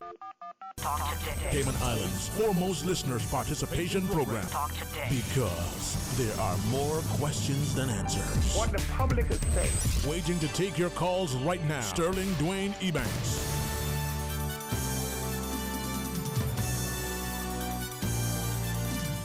And good afternoon. Welcome back. Thank you so much for joining us. And together with Mr. Rich Dyer, we're hoping that you will be not just only informed, but engaged and willing to participate in our discussion. Rich, is it then that as people looking at what is transpiring, and I certainly want to understand some of the financial and economic implications of the sustained lockdown. We're seeing a recent report, from the chamber in terms of, 2 months and 3 months and 4 months. But this thing could be, years from now that we're still being impacted by this. It will be. And what that impact looks like will be informed by what we do now. So look at this Chamber report. So yeah, the Chamber, they released a press release and a report. They were commissioned, to do an economic impact study to look at what the effect will have on employment, on GDP, salaries. And there's a few kind of highlights. We can just kind of pick through this. It was a really well detailed, it was really excellent report, I think, and had some sobering impacts in there. So it looked at kind of 3 different scenarios. If we're locked down for 2 months, for 3 months, or for 4 months, defined as a start from March 17th, I think it was. And what it showed was that we'd already, as of the until the 17th of April, we'd already lost 1,500 jobs, which is a lot of jobs for Cayman. And in the best case scenario, they are projecting 10,500 job losses, 10,700 in 2 months. And their worst case, kind of, which they're counting worst cases, is being locked down for up to 4 months. That's up to 14,000. What that shows is if we go from 1 month to 2 months, 1,500 up to 10,500, it kind of shows some things that we understand that companies can often maintain for a month. There's other kind of economic assistance and other savings that can be brought into, which people will survive a month. People who are salaried often have a month on their contract, right? But after that goes, after this first month, and we're into that second month now, you're going to see a lot more job losses. You're going to see thousands more locally. And these are also going to be split between Caymanians and work permit holders. Now, the job losses from people actually losing their job and just leaving, it looks worse for Caymanians, which when you look a bit deeper into this, though, the kind of number of seasonal people who leave, there will likely be more work permit holders who leave employment. But in terms of actually people losing their jobs or having their jobs ended, it's going to impact more Caymanians. They are looking at anywhere from 370 to 500 million in lost salaries, right, during this time. The impact of this, which is a huge amount of loss of economic activity. There's some interesting other statistics in here about the companies and how many people they're going to lose and who they're going to lose. So it showed, and they asked people, local businesses, they asked people if how many employees did you have at risk, in terms of, and they showed that although they looked at Caymanian employees as well as work permit holders, and although in both these counts, one of the largest, if not the largest, answer, of how many people in your company have jobs at risk, the largest individual category was 0. For work permit holders, it was actually 1 to 3, just slightly, but overall it was 0. However, that kind of looks good, but when you count out all the other answers, right, which could be, are you going to lose 1 to 3 employees, or 4 to 6 employees, or 7 to 12, when you add all those up, because all of those are really in a category of we're going to be laying people off, it is much higher, right, for the people. It's like, for Cayman, it looks like companies are reporting that 50% expect that Caymanians are going to lose work. That around 65 to 70% are going to be losing work permit holders. Now, again, as you just spoke to, that impact of when you lay off a work permit holder, this work permit holder is not at home. There's real tangible reasons for that benefit you from being at home, the family support, the right to certain government assistance, and access to certain programs. And so by seeing these more companies to be laying off work permit holders, that's going to be creating a new issue in itself, and that we have almost this group of unemployed citizens who by rights don't have access to certain support systems, and by rights should not have as much access immediately as others, but are going to need some support, whether that be being here until they can get home, or whether it's organising to get them home. And that's a complicated question that we're going to have to address. We're not going to want to live in a country where we have thousands of previously work permit holders here unemployed, unable to make income, and unable to access government support. You don't need to be have much foresight to see what a huge problem that's going to provide us very quickly. So we're going to have to work out how we deal with this. There's also in this chamber report, they asked plans for businesses who were likely to close. And this one was quite sobering as well, because they only showed that 7% will close. 7% of businesses, though, is huge. 47%. I'm using approximations as well, so I just did this mathematics in my head on the fly. So forgive me, any chamber representatives who are hearing off by a percentage or two, but it's within range. Somewhere around 47% have downsized. 30% have made no changes, but it does not say if they will make changes. Just only 30% have not made any changes, and around 15% are uncertain. So it shows that they just don't know. So really, there's no kind of good statistic in there. You've either closed, you have downside, you haven't made changes yet, or you're uncertain. Now, I'd say the ones we're seeing in terms of global demand, I can't remember the article, but I can maybe send it to you later. There was the one business which looks like it's doing well, and the one sector is funds, distressed fund services, right? So as our economy and somewhere goes down, the funds get distressed. We have companies here near Cayman's got a great global reputation for that. That's a small sector, really. Ultimately, it's a large economic sector, our financial sector, something we've learned, right? It's large in terms of receipts, in terms of the impact on the breadth of population. It's not as wide as like the tourism sector, which has been hit so hard.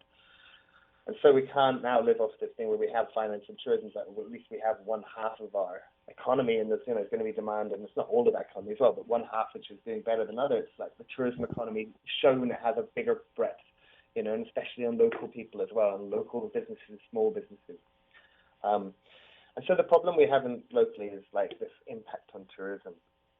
Now, there's been a huge systemic start, and there was one of your WhatsApps that we referred earlier to, which we didn't answer actually, was talking about cruise operators, the businesses attached to that, and what should they do, and talking about adaptation, and could transport companies start working elsewhere in other transport sectors. And I think this is a really good point, and this is something that I was hoping we would have a chance to chat about quickly. Is that I think adapting to a localized model is going to be essential. Like we talked about earlier, we're getting from X where we are now to Y where we'll end up. This bridge that we're in is going to be what we do then, and adapting and localizing is going to be key. For example, like when we're restructuring this, think of the tourism market, right? And this is, I think, when we talked about, I know I'm jumping around here, sorry. When we talked about bringing other people's opinions, which is important, I think this is one area where people could really start putting their ideas out there. This is something that the people should focus on and start discussing, right? Let's not try and do governance. Let's try and work out solutions to this bridge. Right? We have a big tourism economy that's been impacted, and that's something we really need to address, right? It's a huge impact. We have to address it. For example, we have all these hotels, right? Huge amounts of real estate and people employed there, and a large physical space. So as we're reopening, right, in parts of Central Europe, they have these big concepts of day spas, right? And in Britain, you've probably heard of Butlins and of holiday camps, right? So we have this large amount of real estate. We have these companies, right? They have kitchens and operations and HR, right? And they have payroll set up. And right, we could look, for example, in localizing as using these hotels, because there's no tourists arriving, looking to create like day spas or entertainment places, right? So you could create all-day entertainment schedules, from 7 a.m. until 9 p.m. or whatever. You do different activities of this, which are places where you can create demands. You can use these large spaces, things where locals now go, and we then use them for other sports or entertainment or therapies or anything that can be worked within here. We could maybe use them as central hubs where we can have other people who might work in other types of therapy or other businesses which, they were working which might not survive. So maybe we can centralize around these large hotels, which will, we have several of them, so we can then create schedules there. And the goal is to maximize spending and the breadth of employment, right? So how many excuses can we create in this bridge to stimulate spending from those who have wealth and income still? Because we do have plenty of people here who have that. And so I would say, as a nice kind of final thought, for those who are now looking to contribute, not just to, to help people, but contribute to the question of what do we do with this country next? I would say, how do we create more localized opportunities? How do we create this localized economy, which will give people the opportunity to be employed, people the opportunity to spend their money and to create demand, and to reduce the costs of that, reduce the cost of people's living, reduce the cost of participation, so we can just maximize the breadth of employment so people can survive with all those basic needs and necessities until we get to the end of this. And I think that's the key focus for people now. That's the thing, if we can leverage that. And I really always appreciate you giving us a perspective. Like I said, it's level-headed, always objective, impartial, and gives us a chance to look at it from the responsible perspective. Maybe the schedule will allow you that you can find some time and we can have some continued dialogue in other areas as well. I'd love to. And Sterling, I love this place. This is my home. I've been here for 12.5 years, and I was always kind of raised with, when you get into some situation like this, any kind of emergency, you accept what is true, right, and then you have to work out what to do next. There's no amount of anguish going into this or negative feeling will achieve anything, right? And I am keen, and I will be active to think and to share and to discuss as much as I can to help this country I love, and to help us get to the end of this as safely and quickly for all of us as we can. And I would love to come back. And I look forward to doing so, Sterling. Thank you. All right, well, we'll certainly reach out to you again very soon. And as you shared, together, working positively and productively together, we can make this thing, a sustainable partnership. So continue to be safe and to enjoy yourself. You too. Take care, Sterling. I'll see you soon. All the best. Now, to our listeners, we're going to pause. We're going to go to our news break. When the press briefing starts, we'll join that. When we return, if it's us, it's us. If it's the press briefing, well, you're going to find out when we come back. Your 2 p.m. headlines brought to you by greenturtle.ky. Take a ride on the Green Turtle Express today. Download the Green Turtle app, the future of mobile, saving lives today. Today's biggest news. Radio Cayman. It's only 2 species that we have, on the island. Generations present. Your voice, your choice. For today's biggest news. Access.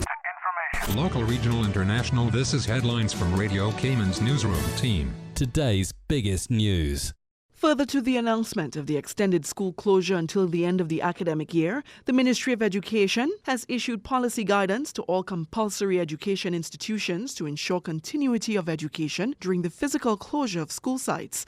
Compulsory education institutions include all primary and secondary schools servicing students aged 5 to 17 years old. The policy guidance supports education decision-making to develop and implement effective education responses to help reduce learning loss during the COVID-19 pandemic. Good afternoon. I'm Dion Anglin with your headlines. In news elsewhere, the postponed Tokyo Olympics will be scrapped if they cannot take place in 2021, says Games chief Yoshiro Mori.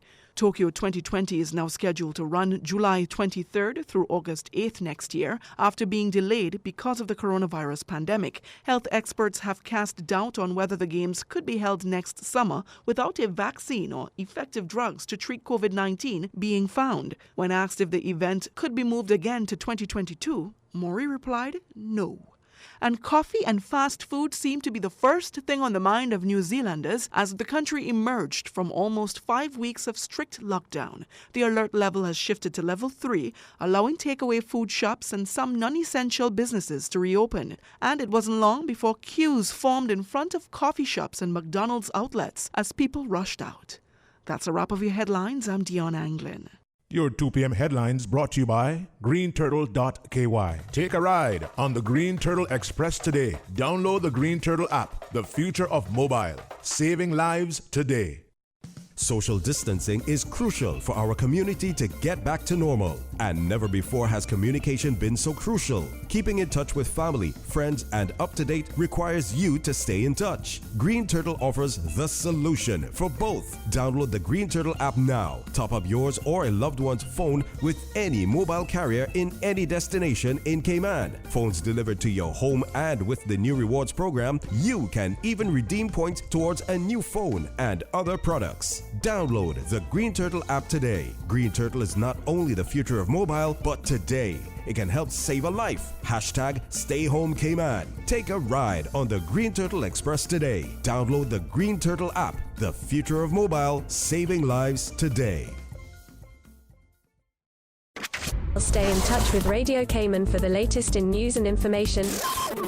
Follow Radio Cayman on social media, Facebook, Instagram, Twitter. Download the Radio Cayman app or log on to our website, www.radiocayman.gov.ky. Radio Cayman, your voice, your choice, your radio.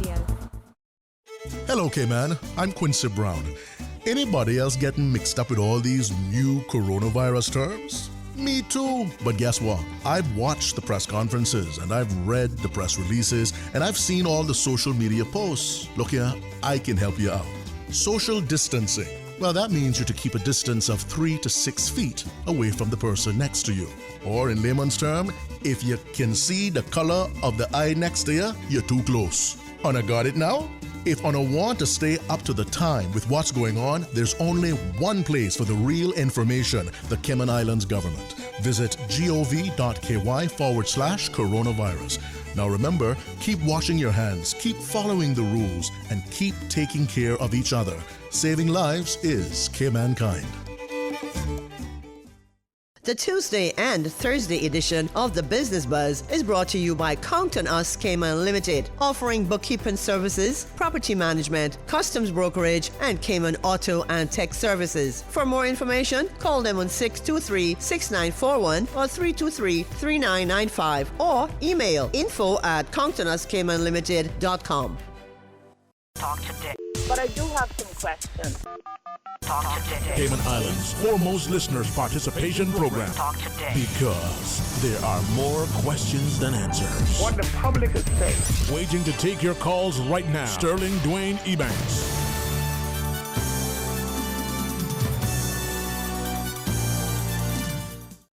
Hey, good afternoon and welcome back. Thank you so much for joining us.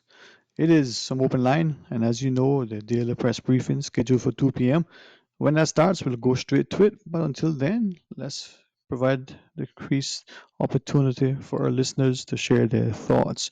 A very special thanks to Rich Dyer for joining us. He's back to work. He had some good time and he shared with us, and we're grateful for that. We certainly had a good time listening to him and interacting, but he was so gracious with the hour plus that he was able to let us delve in to his thought process and his insight.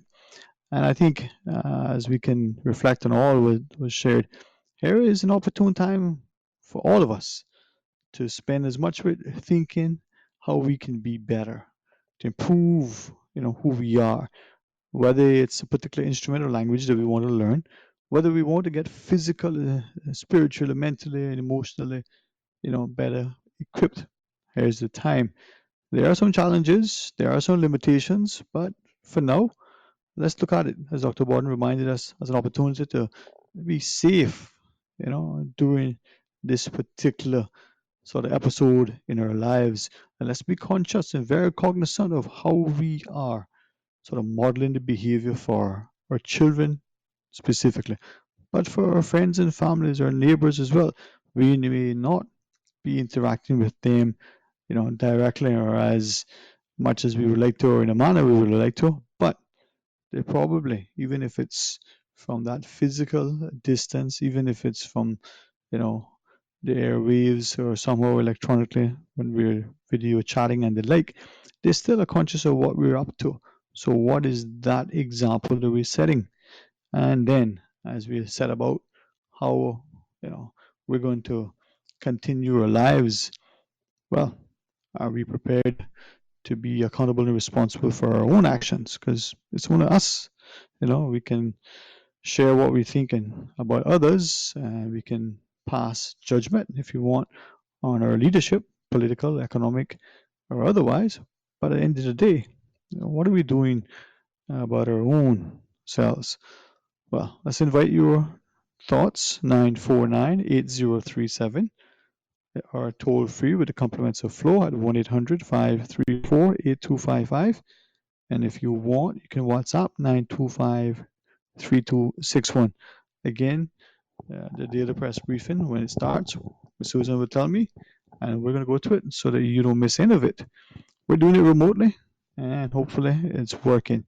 Wouldn't mind your feedback equally to make sure that you're able, in your mind, feel as if you can participate by calling. You can still hear if you so choose. And it does, I think, for some, call to mind that the perception that we may have had, oh, I can work remotely.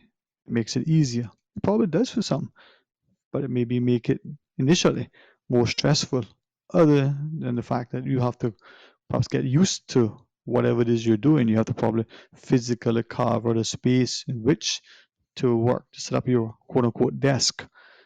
But equally, that could provide some challenges.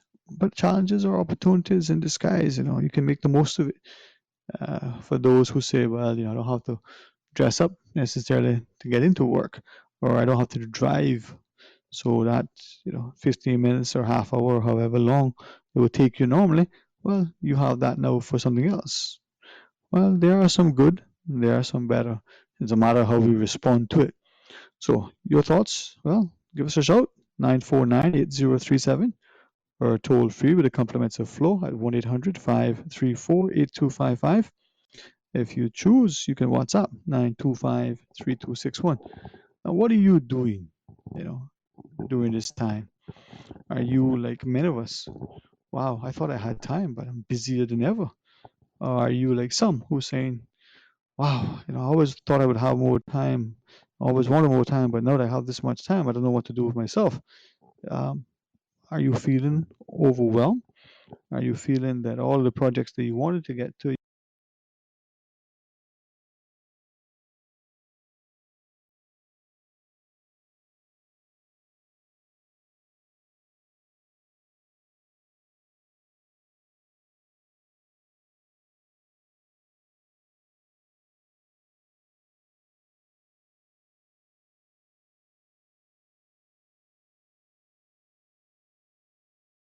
Hello, Cayman. I'm Quincy Brown. Anybody else getting mixed up with all these new coronavirus terms? Me too. But guess what? I've watched the press conferences and I've read the press releases and I've seen all the social media posts. Look here, I can help you out. Social distancing. Well, that means you're to keep a distance of 3 to 6 feet away from the person next to you. Or in layman's term, if you can see the color of the eye next to you, you're too close. Una got it now? If Una want to stay up to the time with what's going on, there's only one place for the real information: the Cayman Islands government. Visit gov.ky/coronavirus. Now remember, keep washing your hands, keep following the rules, and keep taking care of each other. Saving lives is Caymankind. Okay, well, welcome back. Thank you for joining us. And certainly, anybody who wants to share their thoughts with us, but the phone lines are open. Hey, Susan, you want to join in and give us your incredible insight? What can I do to include you in our discussion? What are you thinking? Are you feeling, in the studio more sort of pensive, you know, alone in your thoughts, or are you your normal self? Susan, what are your thoughts? What do you want to share with the public? One of these days we'll get her.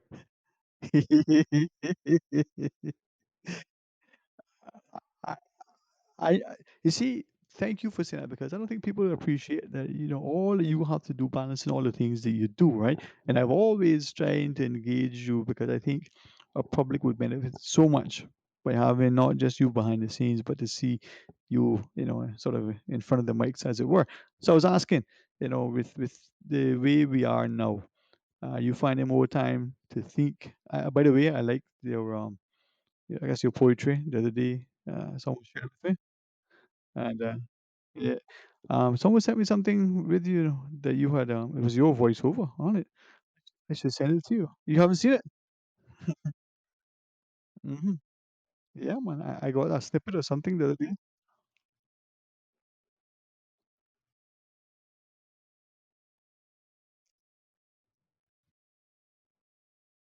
Ah, well, I think it would all be the better for it. But it's not strange, huh? That's the one thing that I'm hearing people now saying, that they have a little more time to exercise, time to read, time to write poetry, to write, to be creative. And I'm hoping that when we return to life, that those things will still be a part of, who we are. Because for some of us, we were just so busy, we didn't have time to even catch our breaths, as it were. Is it then that we're working too much in not from the perspective, well, from the perspective of we have too much to do, not enough time to do it in. If we not get into to write, to read, to exercise, to socialize. Good afternoon. Good afternoon, Mr. Sterling Dwayne Ebanks. Good afternoon, Dr. Steve, sir. How are you? Pretty good. How are you? I'm still in. Oh man, always a pleasure to hear you, sir. Abiding by the government's edicts.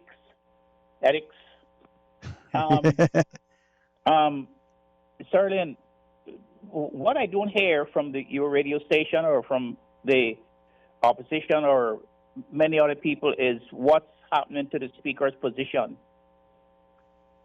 That is a very important matter that should not be left alone.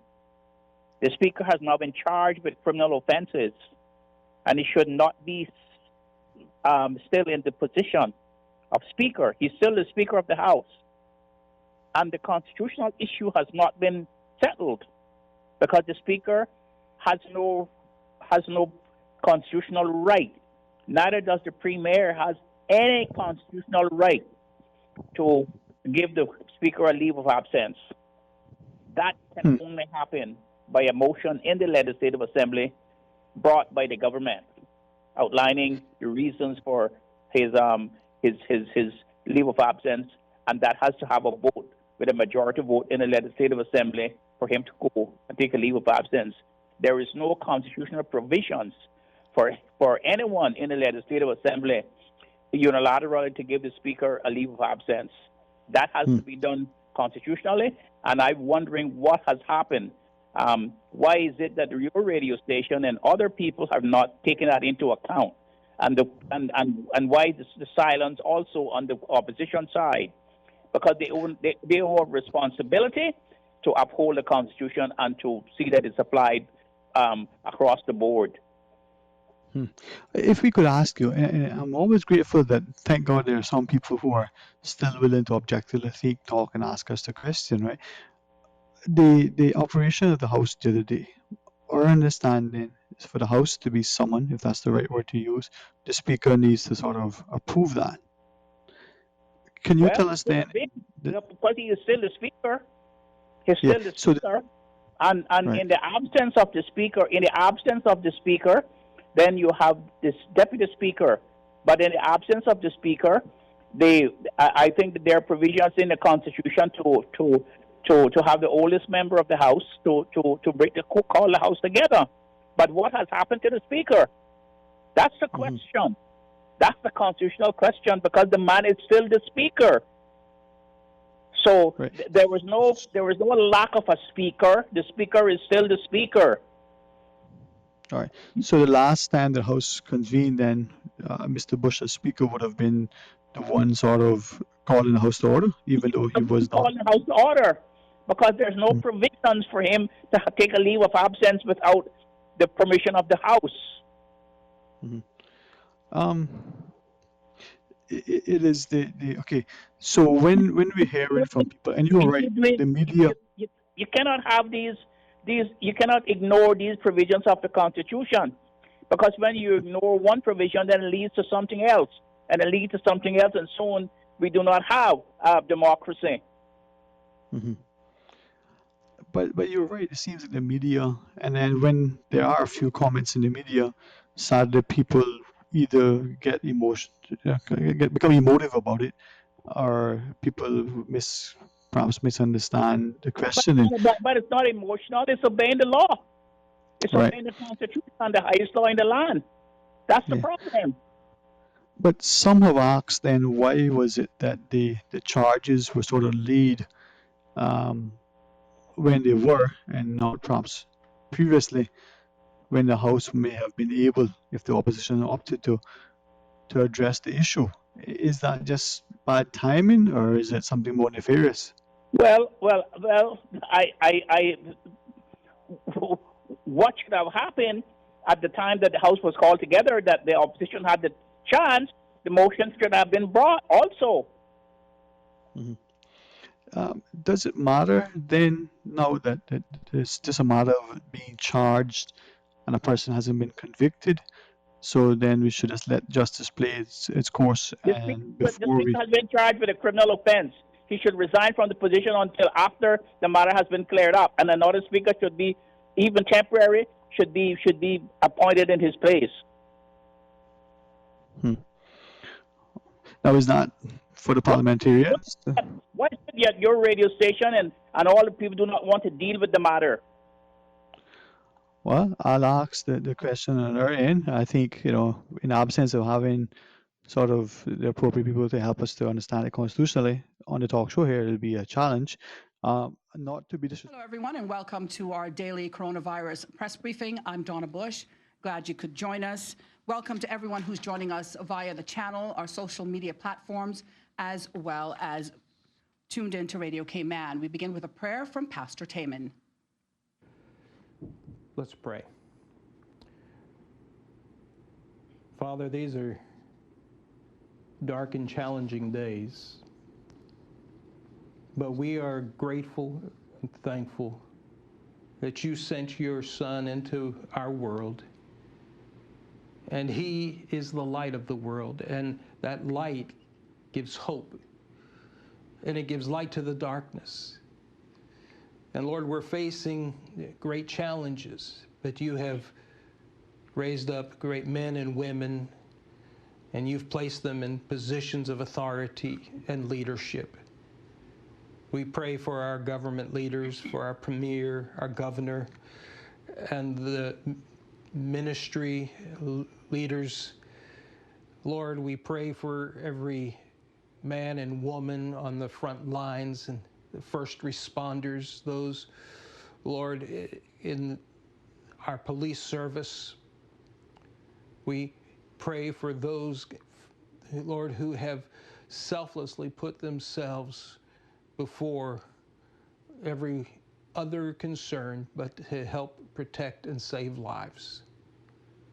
I pray, Heavenly Father, that you will grant wisdom to these leaders as they seek to protect the people of these Cayman Islands, people whom you love so dearly, and those who reside here. We pray for your protection. We pray for your healing for those who have been infected. And we pray, Lord, for your protection for those who have not. And we ask, God, that you would bring a swift conclusion to this pandemic. We commit all of this and we ask it all in the precious name of your Son, Jesus. Amen. And thank you, Pastor Cayman. We now welcome our panelists, His Excellency the Governor, the Honorable Premier, and the Honorable Minister of Health. Also joining us in our studio are the Chief Medical Officer, the Director of HMCI, and our sign language interpreter. Joining us via Zoom are Dr. Samuel Williams Rodriguez and members of the media. We go first now to Dr. John Lee. Good afternoon. Just an announcement before I give you the figures for today. Some people will be receiving emails from the Department of Commerce and Investment seeking employee information, which is regards to the screening program that we're running. So I just wanted to let you know that this is not a scam. The DCI is reaching out to try and get the information from you. For today, we have 187 results, of which 3 are positive.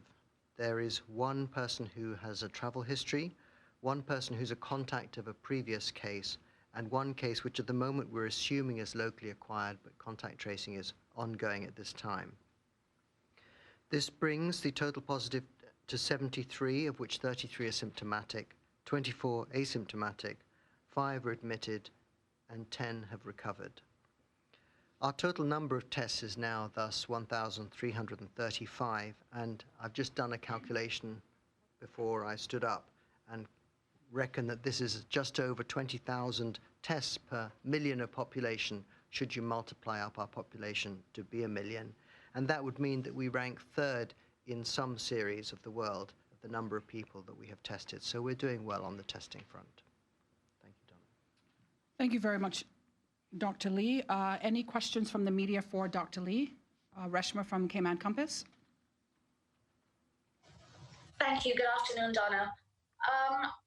I wonder if Dr. Lee can tell us if these 3 cases that were positive today, if any health workers were involved, or are these members of the general public?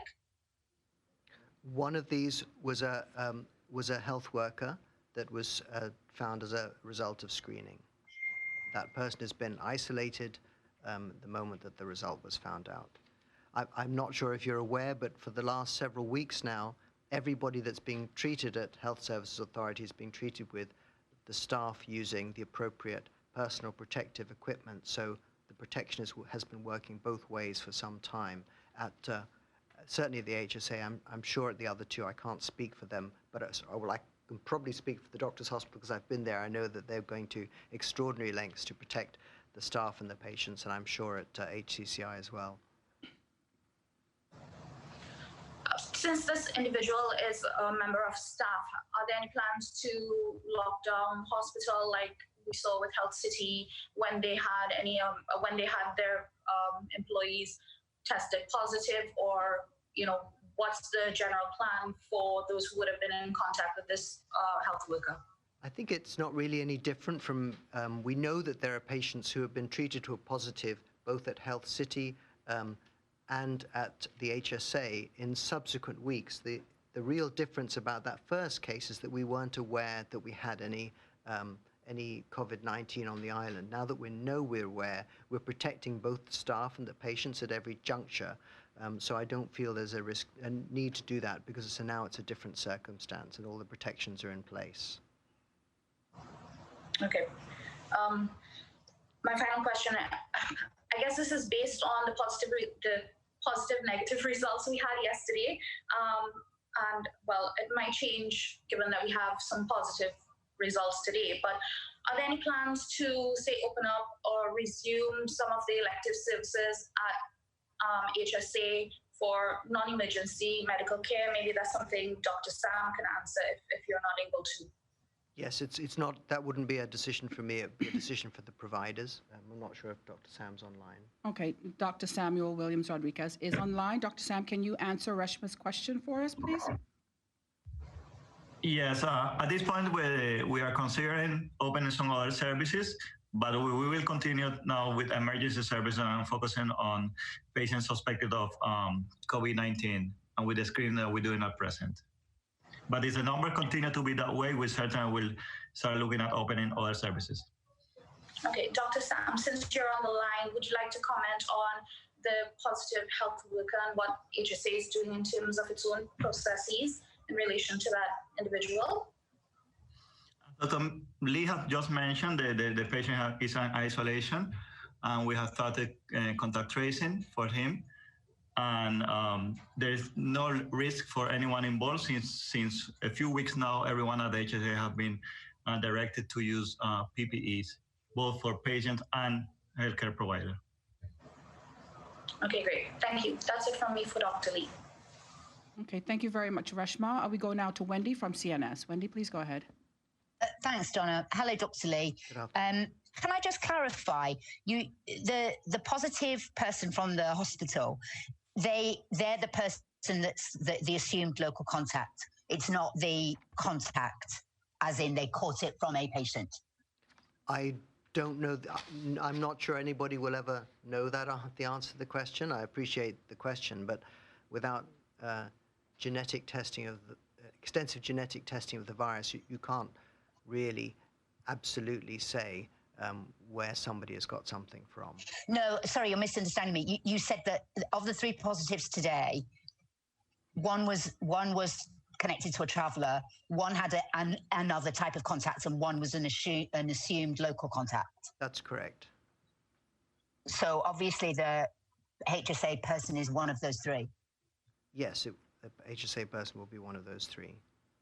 So you're treating them as the assumed local contact and not no, I didn't as say a patient that. transmission. I didn't say that. You said that. I don't really want to go into the details, as we talked about before, too much drilling down to any individual person. I don't think that's fair for the individual concerned. I understand fully. I'm just trying to work out whether there is that risk. Obviously the issue of health workers being at risk by treating patients. That was the reason for the question. Yes. But yes, I also appreciate the difficulties when we've got such small numbers. It's easy to identify. Can I just return then to you say that there are currently 33 symptomatic people, but those are all people that are being looked after at home, or they're not particularly ill. Particularly ill is a tricky one, really, Wendy, because some they don't need to be in hospital, certainly. So you can say that much, but to describe a severity is a very individual matter. And I know that some people who have had COVID disease and have been at home have said they felt absolutely awful. They haven't needed to go to hospital, but they felt really sick. So I wouldn't want to trivialize anybody's illness experience. Actually, that's what I was going to go on to say is what can you do for those people who are at home? I mean, are they being visited by nurses or technicians or health workers that can, if they do deteriorate, do they have like a route of how they can get to the hospital or whatever? Because we are seeing this happen, obviously, in other places in the world. People seem fine for a while, and then all of a sudden they get worse. I mean, the UK PM was a perfect example. He seemed fine, and then he ended up in the hospital and then the ICU. So I just wondered how we're keeping an eye on those people in case they do deteriorate. The minimum contact they'll have is daily contact, but it depends on the individual circumstance, whether there may be children in the home or older people in the home. Clearly, the amount of watchful supervision will increase for that. If there's any worrying symptoms like increasing shortness of breath, the watchful supervision will increase. People are always advised to call early, and if there's any doubt or concern on their part, then to call 911 in order to seek immediate help. So it's tailored to the individual case as to how much care is provided at a distance. There is some calling at the homes as well. Often it's through a window rather than in person, but it's often nice to have some more personal contact and to put a name to a face. That often helps a relationship, because relationships are very important when you're trying to manage cases at home. So that happens as well. Okay, thank you very much. Okay, thank you, Wendy. Thank you, Dr. Lee. We're going to now move to the panel, beginning with our Honorable Premier. Thank you, Donna. Hello, everyone. I have a number of points to make today. There was a question asked. Before I do that, just let me say that the results today, again, I think underline the concern that we still have, that although results are clearly trending the right way, that we are far from out of the woods with this pandemic, and that the next few weeks are going to be very, very telling. We are still hopeful that we will be able to ease a number of the restrictions starting next week, Monday, because the three positives we have, two of them, we have, I think, a fairly clear indication of where they may have come from. But there is still considerable concern. While we are, as Dr. Lee has pointed out, we are way up in the league with respect to the number of tests that we are conducting given the size of the population. We still do not have enough information to really make a categoric statement about the level of its prevalence, the virus's prevalence in the broader community, and therefore we must continue with the practices that we have now become accustomed to, the physical distancing, which includes staying at home as much as you can and away from other people, and washing of hands and respiratory etiquette and so forth. I was asked some questions yesterday regarding work and response times at work, WORC. And I asked the relevant people what is the issue with respect to response times. So what I've learned is this: calls to the main number, which is 945-9672. There were problems, may still be some problems there. Technical issues with what are called the call queues. That is, if you call and somebody else is on the line, then you shouldn't get a busy signal. You should be in a queue. But during peak call times, people have been getting busy signals or have had their calls ring out instead of being able to hold for the next available agent. So work is still working, pardon the pun, with the ICT technicians to restore the call queuing. Until this is resolved, if your call is unanswered, please attempt to call back at a later time.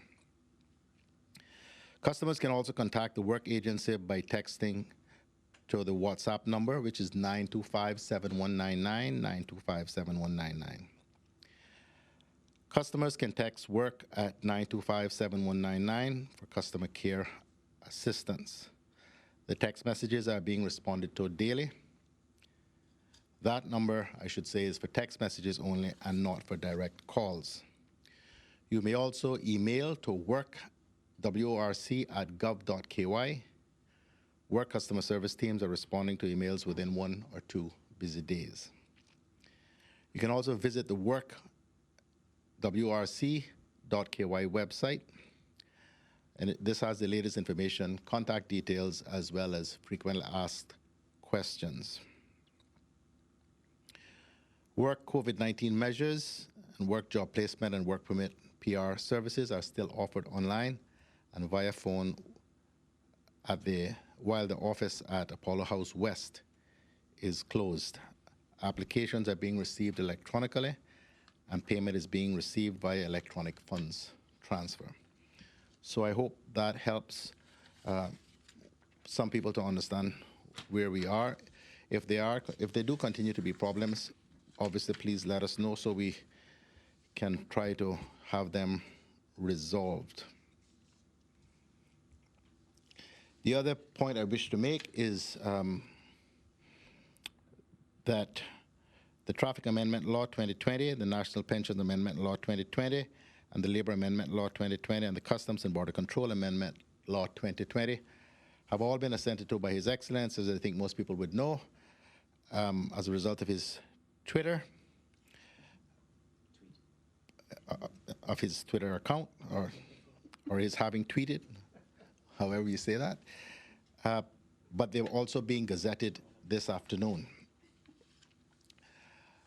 There were also some concerns expressed from members of the media about the pensions plan administrators. Some of them, it was alleged, were not operating. The report we have is that all multi-employer pension plan administrators are operating remotely, and the respective emails and websites are up and running. There is an issue with one pension plan administrator's portal. However, the same information is available by email. The administrators received more than 6,000 queries via various mediums last week alone, and are continuing to respond to ongoing queries as expeditiously as possible. Persons experiencing issues contacting pension plan administrators can email dlp@gov.ky. So there we are. I want to address the unfortunate exchange yesterday between Wendy Ledger and the Minister of Health, which has resulted in an absolute firestorm. Let me start by saying I've spoken to the minister at some length, and he has assured me that the allegation that somehow his wife was engaged in activity which was in breach of curfew is exactly that. I just want to, I really don't want these press conferences, which are aimed at educating people about the dangers of COVID-19 and what the government is doing on a daily basis to try to avoid us having the major challenges and tragedy that has occurred elsewhere, to descend into some sort of circus of gotcha that I've seen far too often over my almost 20 years in public service. Quite frankly, I'm not going to let that happen. This is a national emergency that we are addressing, and we need to focus on what is important, what is critical, and not what is perhaps exciting.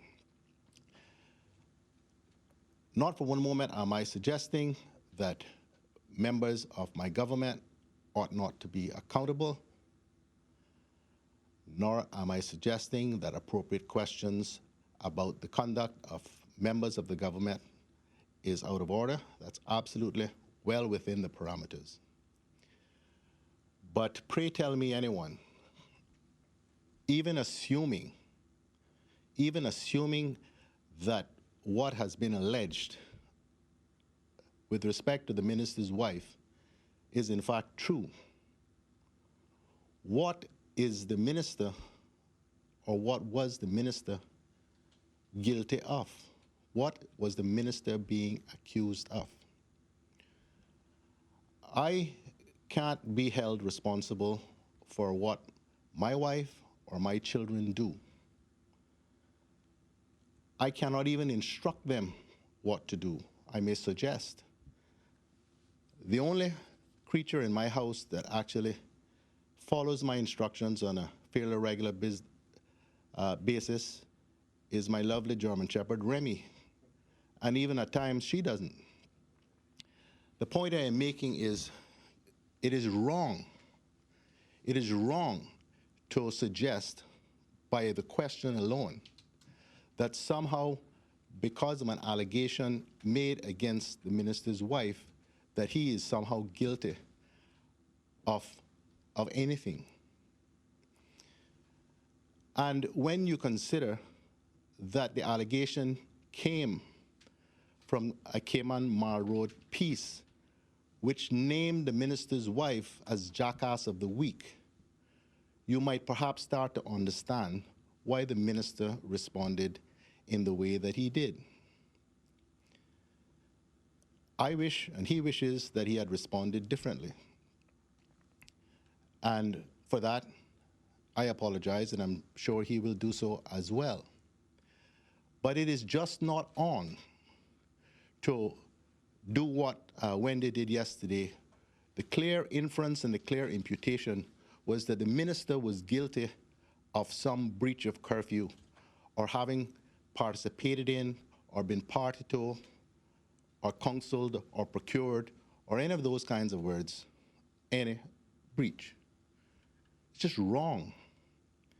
I think often people forget that public figures are humans too. They have their own relationships that they have to manage. What was the minister supposed to do?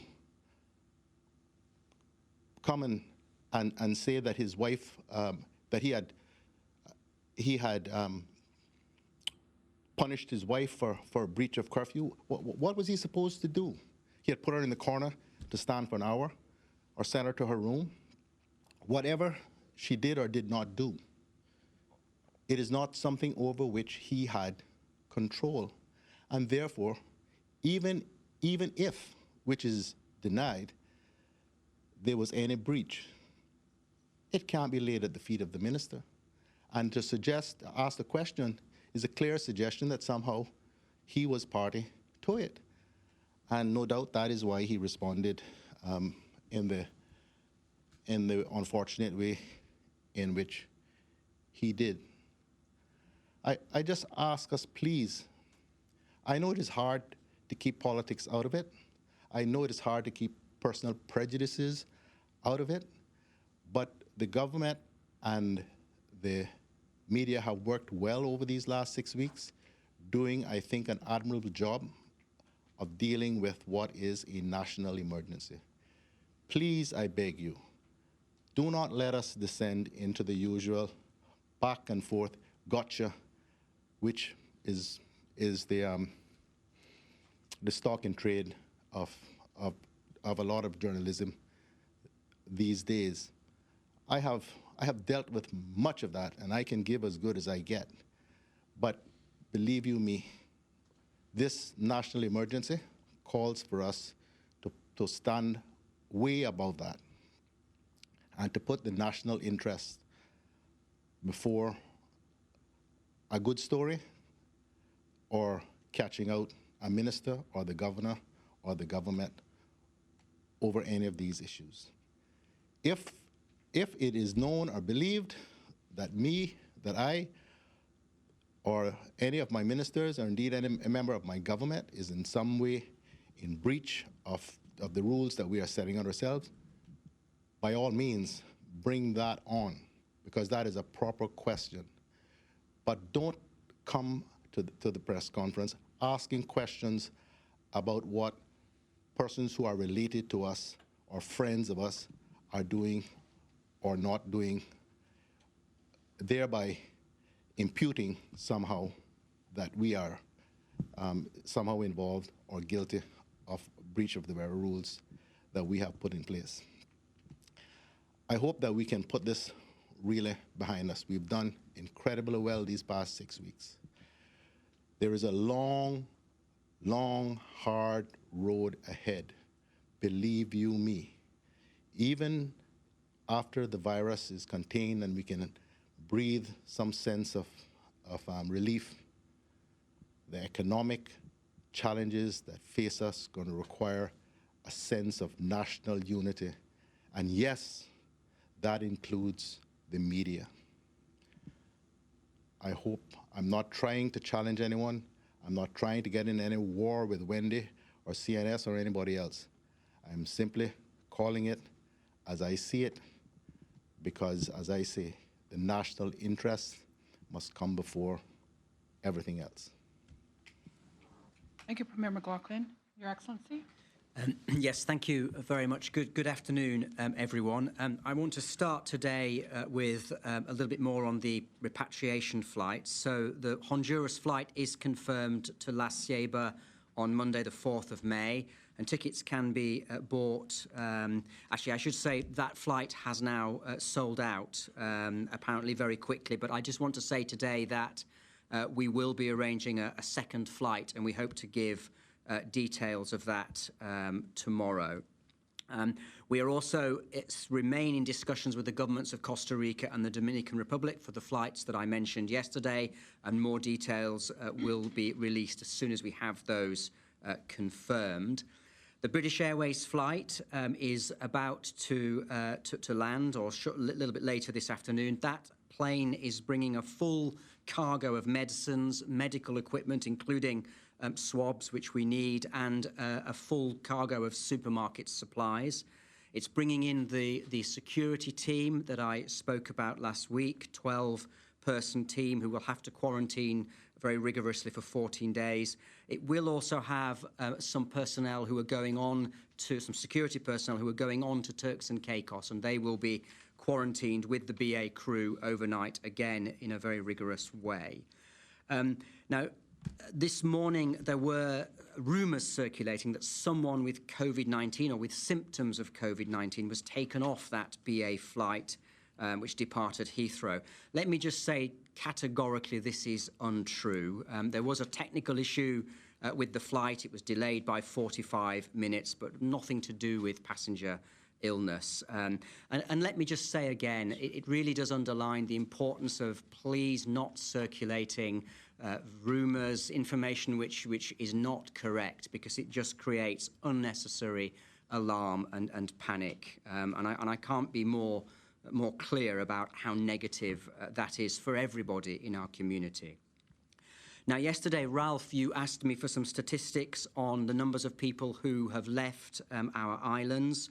So since we closed the airport 5 weeks ago, so 408 people have departed. That was the one British Airways flight, the two Miami flights and a Canada flight, and 334 are leaving this week. That's today's or tomorrow's BA flight back to London, the Mexico flight, and 2 Miami flights on Friday. So that's the overall total for people who have left. I can give the figure for Caymanians and permanent residents who have returned. On the first British Airways flight, we had 59. On the Miami flights, we've had 63, Canada 34, and on today's British Airways flight, 42 people are returning. So 198 have returned on those flights, all quarantined for 14 days.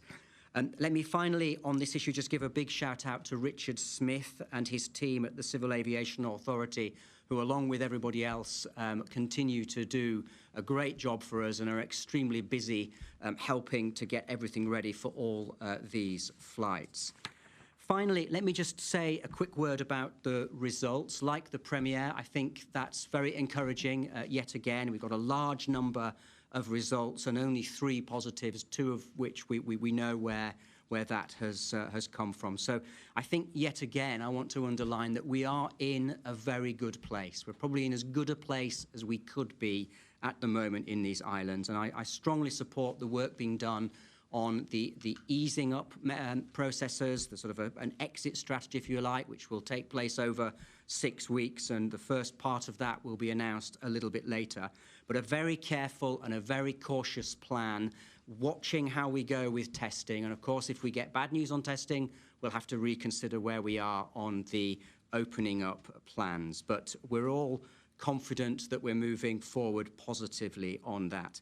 And finally, just to say again on testing, I know people are wanting a lot more testing to be done. I think this is a very complicated process. There are lots of elements in it. But as John Lee rightly said, if you look at the statistics in terms of head of population to number of tests, we are actually very high up that league table. And we also can be very confident that our testing system is robust, and that isn't to be taken lightly. We were the first overseas territory to have the capacity to test, and we have the capacity to test large numbers of people now. And I think we should all be proud of the progress we've made and the people behind the scenes who are working very hard on the testing process. And I thank them on behalf of all of us. Thank you. Thank you, Your Excellency. Minister Seymour. Thank you, Donna. Good afternoon, everyone. In Grand Cayman, Cayman Brac, Little Cayman, and our Caymanian diaspora listening in. Premier said it best. I thank you, sir. Yo también mi disculpo. In other words, apologize for my response, and that's to the country. We are here to uplift, inform, and to address concerns daily. We are here because of the coronavirus. Otherwise, you would not hear from your government every day. The COVID-19 is an ugly disease, yes, and some have compared it to something they've never seen before. I am proud to be a part of this government, and that this is the government that God bestowed these troubles on. We are a government that cares, one that is thoughtful about things we do to affect people's lives in the 3 Cayman Islands. I'm so proud of the hard work of all the MLAs of these islands have done in bonding together to save as many lives as possible for the good of country. Today's scripture comes from 1 Peter 2:15 to 17, the New International Version. For it's God's will that by doing good you should silence the ignorant talk of foolish people, live as free people, but do not use your freedom as a cover-up for evil, live as God's slaves. Show proper respect to everyone, love the family of believers, fear God, honor the emperor. I thank you. A shout out to all those persons who came to this country, just like my forefathers, and wanted to make a positive impact on this community with friendships and integration and employing and uplifting our people, also recognizing that this country was built on inward investment, money sent home from overseas by the proud or hard-working Caymanian seamen.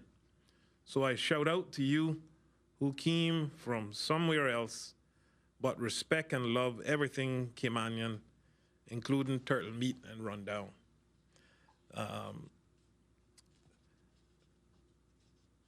ladies and gentlemen, what you will get from me, Minister Dwayne Seymour, is respect for humanity, love for the nation, boldness, and very intentional about helping my people.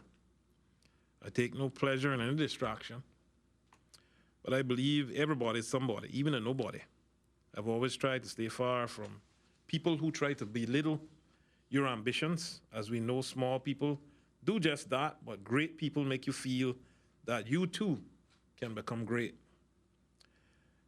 And I am committed to being the voice of the voiceless and the face of the faceless.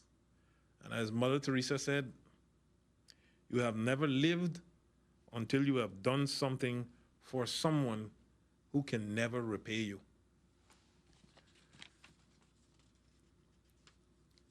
Let us continue praying for nurses, doctors, and healthcare professionals who are working tirelessly to save their lives. Last Thursday's press conference, clinical members from the Health Service Authority, Health City, and Doctors Hospital participated in a panel discussion providing an overview of the nation's plan to manage COVID-19 in a clinical setting while outlining how these three institutions are accepting and caring for suspected and positive patients who require hospitalization. If you missed this press briefing because you were tuned into the Legislative Assembly last Thursday, I strongly encourage you to visit CIG TV's YouTube page, as the doctors provided very helpful information, very informative information about patient flow.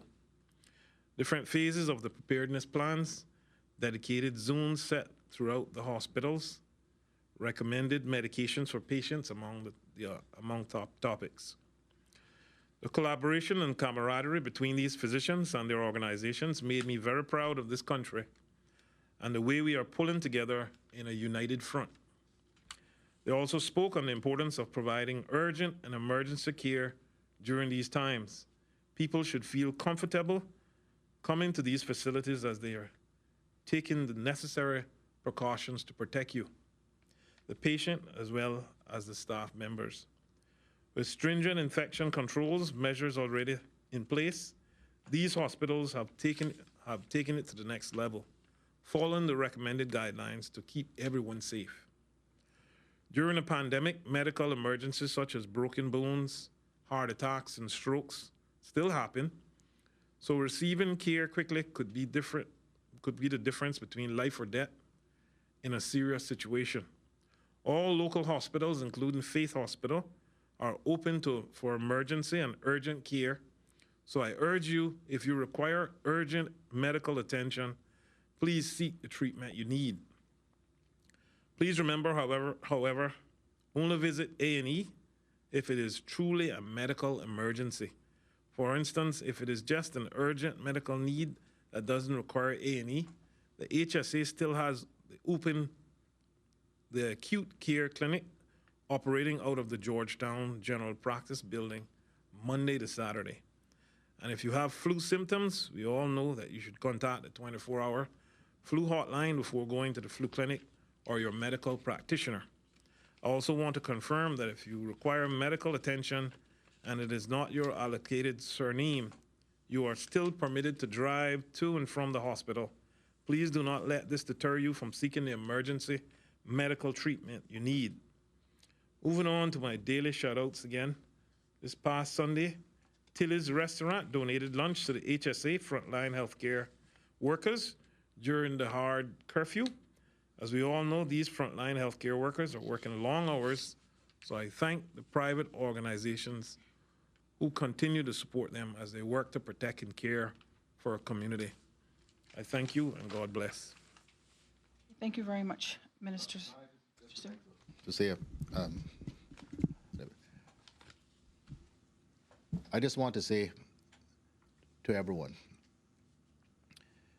that Dwayne Seymour is the Minister of Health, and he is doing an incredible job. I don't I know people just don't know because they can't know because they're not here. The amount of time and effort and hours that go in to keeping this ship on the sail and headed in the right direction, particularly with respect to this, managing this crisis. 7-day weeks are the norm. The only time I've ever heard him say something close to a complaint was Good Friday, when he says, you know, I am 51 years old, and this is the first time I ever worked on Good Friday. So we still have a major medical public health crisis to manage. He is the Minister of Health. Please, no one underestimate the role that he plays in making what's happening happen. And I want to thank him for his tremendous commitment and hard work, and underline my pride in having him as the Minister of Health under my leadership. I thank you publicly, Premier. Thank you, gentlemen. We'll begin with the question and answer session. I think I'll take that privilege today and start. This is a question that you've answered before, Premier McLaughlin, but maybe you have more information on it now. As we get ready to slowly phase and open up some businesses and start to open up the domestic economy, you mentioned that the construction industry would be one of the first to be opening. Any firm dates as yet on when that might be? No firm dates, but indicative dates. We are hoping that the first stage, or the first, let me use phase, the first phase of the reopening will start on Monday the 4th, which is next Monday. Construction is not in that phase. We are hoping, and we're going to take this in 2-week intervals as the guidance is. So you'll be able to see if there are new cases that pop up and be able to move quickly to deal with them. And we're hoping that construction will be in the next phase, which would be the 18th then, right? 14 plus 4. But again, all of this is subject to everything going the way that we are hoping it goes. If we wind up, which none of us see these indications, that the testing shows that there is widespread virus among us, then of course that plan can't work. None of us think that's going to happen, but we're proceeding based on the guidance, based also on what we're seeing happening in other places. I don't know how many people have been watching, but they would have seen that Germany, which had been doing so well, is now experiencing a spike in the country, just when they thought things were under control. So you've got to constantly adjust your plan based on the circumstances that you are faced with. So construction, we've been told by those involved, is not the easiest of industries to be able to follow COVID-19 protocols. The nature of the work is such that often people have to work together, whether it's to hold a piece of wood and pound a nail, or to lift something, or whatever the case. And it's not that easy to work out in the hot sun doing all of these things with masks and other protective gear on. So they've asked, the industry has asked, those who've spoken to us, which are the big companies, quite frankly, for a couple of weeks, 2 weeks, to be able to gear up to do it. But the more testing we do, the more certain that we will be able to be about the safety of people going back to work together. And we hope to have at least done a representative sampling of workers before we actually open that area back up.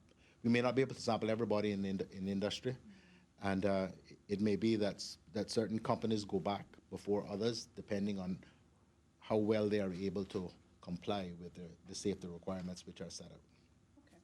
Thank you for that answer. I just want to add to what Premier said. Even after our soft opening, our first phase, any industry that is given that permission to open, we still intend, or the caucus intention is to still have test samples done, whether that's weekly or bi-weekly, in any of those industries, so that we can measure, if the spread is getting worse or if everything is going as we thought it would go. So I think it's important for us to do that and don't just let it go free just because we decided on opening a certain industry, but continue testing so that we can rid ourselves of this altogether in the Cayman Islands. Okay, thank you for that. Again, a question that's been answered, but there are a lot of people who are just tuning in and so on and so forth. This person is asking where can they go if they've been told to leave their apartments, their homes, and then they don't have an income, they don't have a job. Just so I'm clear before I answer, this is someone who is paying rent and is being evicted. Right. Right. So they should go to NAU if they're Caymanian, or in fact wherever they come from, they go to NAU and get guidance as to where else they go. We've made this commitment, and I reiterate it. We are not going to allow any person who is here to be without a roof over their head or without food in their mouth. We're going to do everything we can to ensure that that doesn't happen. So sometimes the systems don't work as seamlessly and smooth as we would like, and so we get complaints. And understand that. We try to manage those. But the commitment of the government is what I've just said. Okay. I have lots of questions, but I'll just move as quickly as I can. What are the rules for parents who are experiencing shared custody with their kids? Right. So we've been through this before, we'll go through it again. Yeah. It's one of the changes that we made to the regulations, the shelter-in-place regulations, the last time they were redone. And it essentially says that if you have a custody agreement, you can comply with the terms of that agreement. So if a police officer stops you, that's all you need. You don't need an exemption letter from the competent authority. You can comply because that's a court order. Right. And so we put it in the regulations that whatever the order says in terms of that you have the kid from 8 o'clock in the morning on Monday to 6 o'clock on Wednesday or whatever the case is, that's fine. You can take the kid back and forth as the case may be. But obviously that would have to be, you'd have to show the officer in writing that that's indeed the case. Yeah. Another question, will persons be warned for prosecution or issued a ticket for driving with an expired license? Apparently some people are not able to use the ESID system that the DVDL has online, and they're being stopped, I guess, by the authorities and questioned. I would hope not. I'm not in charge of them issuing the tickets. So. I know, right? Another question, this one is in relation to the money exchange businesses. Is there any consideration being given, or could consideration be given to reopen them to receive funds only, not to send funds out? Oh, there's still lots of discussion going on around those businesses. Can I ask for a day to come back with some kind of answer to that? Absolutely. I never like to say something just based on my speculation. That's not very helpful. All right. With that, we're going to go to Wendy from CNS. Wendy, please go ahead. Thanks, Donna. I've got a couple of clarification questions and then a couple of real ones. A few people have said that they can't get onto the DVD, sorry, not that they can't get onto the DVDL website, but that it's just not updated yet. And so they still can't do that inspection thing. So I just wanted to make sure whether it's just a website blip or whether there's an issue there. So that's my first sort of public question. And the other one... Wendy, can we take them one by one? Because my memory is not good. I can't remember all of them. That one, I don't know the answer to that off the top of my head. What I will do is I will text while I'm sitting here and hopefully have the answer for you before the end of the press briefing. Next one. Thank you. Appreciate that one. The next one is the Postal Service. Some clarification on, will that mean that overseas mail gets to come in? Because we've got a lot of people waiting on Social Security checks, I think. Yes. Yeah, oh, great. Okay, that's a clear answer. The other one is we have, and again, not dissimilar to work, we've had literally hundreds of questions about the national pension the pension situation. Is there any chance that we could get somebody on the press briefing from, say, the National Pensions Board that could maybe answer some of these questions? There might be a bit more, because there's just so many of them. I don't quite know what to do, really. Everything. You mean the Department of Labor and Pensions? You mean the Department of Labor and Pensions? Whoever it is that looks after that side of things, would that be easier? Because people say they can't get through, they can't get their questions answered, and I don't know the answers to these questions, and I'm sure as individuals you wouldn't necessarily know them either. Well, I'll speak to them and volunteer one of them. Okay, great. Thank you. The next real question also relates to the pensions. During the Legislative Assembly debates, I think it was last week, yeah, I'm losing my memory, you did not respond to Ezad Miller's suggestion regarding using the money that's left that was in the funds before everybody took it out now, as an option for funding financial institutions here that could fund loans. Has the government given any thought to what will be left in the funds? Because remember, they can only take up to 25%. So in theory, there should still be money left in. So instead of having another second raid, as you've spoken about before, but instead to do that, to insist that the pension funds start investing in our institutions here? Well, that requires, and this has been on the discussion for a long time, that investing here requires some changes to the law itself or to the regulations, I can't remember which, regarding what they can invest in and the percentages that they can invest in stocks and bonds and land and et cetera, et cetera. One of the things that Mr. Saunders spoke about, that because we all talk about it, is the truth of the matter is, and this has been my view for a long time, and Mr. Billy Adam and others will complain bitterly about it, but the pension scheme that we were sold as a country, as a government 20 plus years ago, was not and is not fit for purpose. How can you work your entire life and at the end of your working life, the best that you can get is 12, unless you put in extra money, and some people do, but many people can't. The best you can get is $12,000 a year. And in many cases, because a lot of people started working before the pension scheme, that's only for a few years before what money is there is gone. We were sold this on the basis the government would never do as good a job as the private sector. But what we wound up with now is 9 pension plan schemes, so that the business is split between 9, although it's heavily skewed in favor of 2 or 3. But and everybody is having to charge whatever administrative fees they are for managing it, and the only people, and they're the only people who really do well out of this. You cannot survive in Cayman on $1,000 a month, and so virtually no one, except people who have been able to put in additional money over the 10%,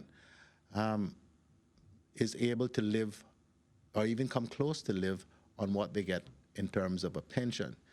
That system has got to be changed, and radically so, because otherwise, as the population continues to grow, because we will recover from this COVID-19 pandemic, continues to grow, the strain on government to look after people who do not have the means to look after themselves in their retirement years is going to continue to grow, and we just simply cannot, we will not be able to afford it. It will break government. That, coupled by health care provision or the lack of adequate funding for that, will render this country bankrupt in 15 or 20 years if it is not dealt with. I mean, many people have heard me say this many, many times over the years. And we were working to actually try to address the healthcare situation during this term. I don't know how much of that will get progress with the current crisis, but whether I'm around or not, in one capacity or another, those are two critical areas that absolutely have to have radical redress. Otherwise, the future of the country, truly, despite all the other great things, will not be very bright. Thank you. And I've got one more question, if I may, which is regarding the opening up. You've given us a sort of tantalizing hint of poor maintenance so far. The other big one that everybody's clamoring for is hardware stores. Is there any chance that they might be opened in this first phase? Not the first phase. We're looking at them for the second. But what we're looking at for the first phase is the possibility of curbside delivery. So we haven't finalized these yet, and again, a lot of these things are going to be influenced by the test results and how well we think we're doing. A week is a relatively short time in which to make these judgments, but the numbers are starting to creep up in terms of test results. So I think we're getting better and better placed to make some more reasoned rather than gut based decisions. Okay, thanks. Okay, thank you, Wendy. Before we move on to Reshma, I do have a question as a tail end to what Wendy just asked as it relates to the upcoming hurricane season, which is in approximately a little over 4 weeks, and many people are concerned about their access to hardware stores and places where they can get supplies for their homes and properties. So would that be curbside to begin with as well? Yeah, I mean, I'm gonna have no surprise left. You all keep lifting the paper all the time and looking at what the present is. But yeah, we're certainly thinking in the next, because they say we're gonna ease some restrictions, hold for 2 weeks, ease some restrictions, hold for 2 weeks. So definitely in May. Alrighty, thank you very much for that. Assuming test results continue to be good. Yes, so everyone out there, please listen, be good. We're going to move on to Reshma from Cayman Compass. Reshma, please go ahead. Thank you, Donna. Premier, I just want to build on what you were talking about with the pension reform. You said radical redress. Do you have any indication of what that radical redress is going to look like, or is it a process that you're just in a discussion phase at this point in time? Reshma, my contract expires next May. So I don't think that I'm going to be the one leading that particular charge. But I certainly do have very, very strong views about what that ought to look like. Almost 20 years knocking about in government has taught me a thing or two about what works and what doesn't work here. And I think Mr. Saunders, Chris Saunders, put it absolutely dead right when he said, you can't expect to contribute only 10% of your earnings and then live another 25 or 30 years after that, after retirement, and have that look after you. Because that's 10% of what you were earning per annum. So it's just not enough. We're going to have to find some other way of increasing what the yield is, how much is put in, and what the yield in is on the contributions to make it work. Now, the government pension scheme has found a way to make it work. So we actually have a model that we can look at. And I've said this for years, that is the model that we ought to have adopted for the private sector pension schemes as well. But there is a way to make it work. but it's going to take a radical rethink of the whole system that is currently in place. And I know this will upset a whole lot of private sector people, but it ought to be a national pension scheme that is run by the government, not 9 different pension providers. It's too expensive. Too much of the money has to be creamed off to pay for the administrative costs of running all of these funds. That's part of your problem, not the only problem, that's part of your problem. That's Alden saying that now. He knows nothing about pensions. All right, thank you, Perman. I have a couple questions for you, but I just want to get this out to the governor first before I get back to you, because it's kind of interrelated. Governor Roper, you talked about supermarket supplies coming on the BA flight today. Maybe I missed that you had shared that this would be happening, but can you tell me a little about the supermarket supplies that are coming? What is coming on the flight, and why do we require supermarket supplies? No, that's Reshma, that's just a normal sort of practice when sort of flights like this happen, that you fill the flight up with freight. So the supermarkets would have put freight on that flight as it been coming into Cayman for years. So the supermarkets here were offered the possibility to put some supplies on that, and they took that up, and it's full. So it's just another way of getting supplies in. It's just a convenience issue. Gotta have your biscuits. Okay, good. Yeah, specific Waitrose, all the nice Waitrose things that used to come in on the BA flight. So if you're looking for those, there may be a few coming in. Okay, well, I am a fan of some of them, so that's good. But the reason I ask is, this follows into my question, really, is we've seen reports of a possible meat supply shortage coming out of the US based on some announcements made by the Tyson Food Group. So I'm just trying to figure, is this something that government, the Premier can weigh in on this as well, is this something that government is looking at, discussions with the supermarket suppliers to ensure that our food supply chain remains unbroken when it comes to essential items? Reshma, I think I'll take that.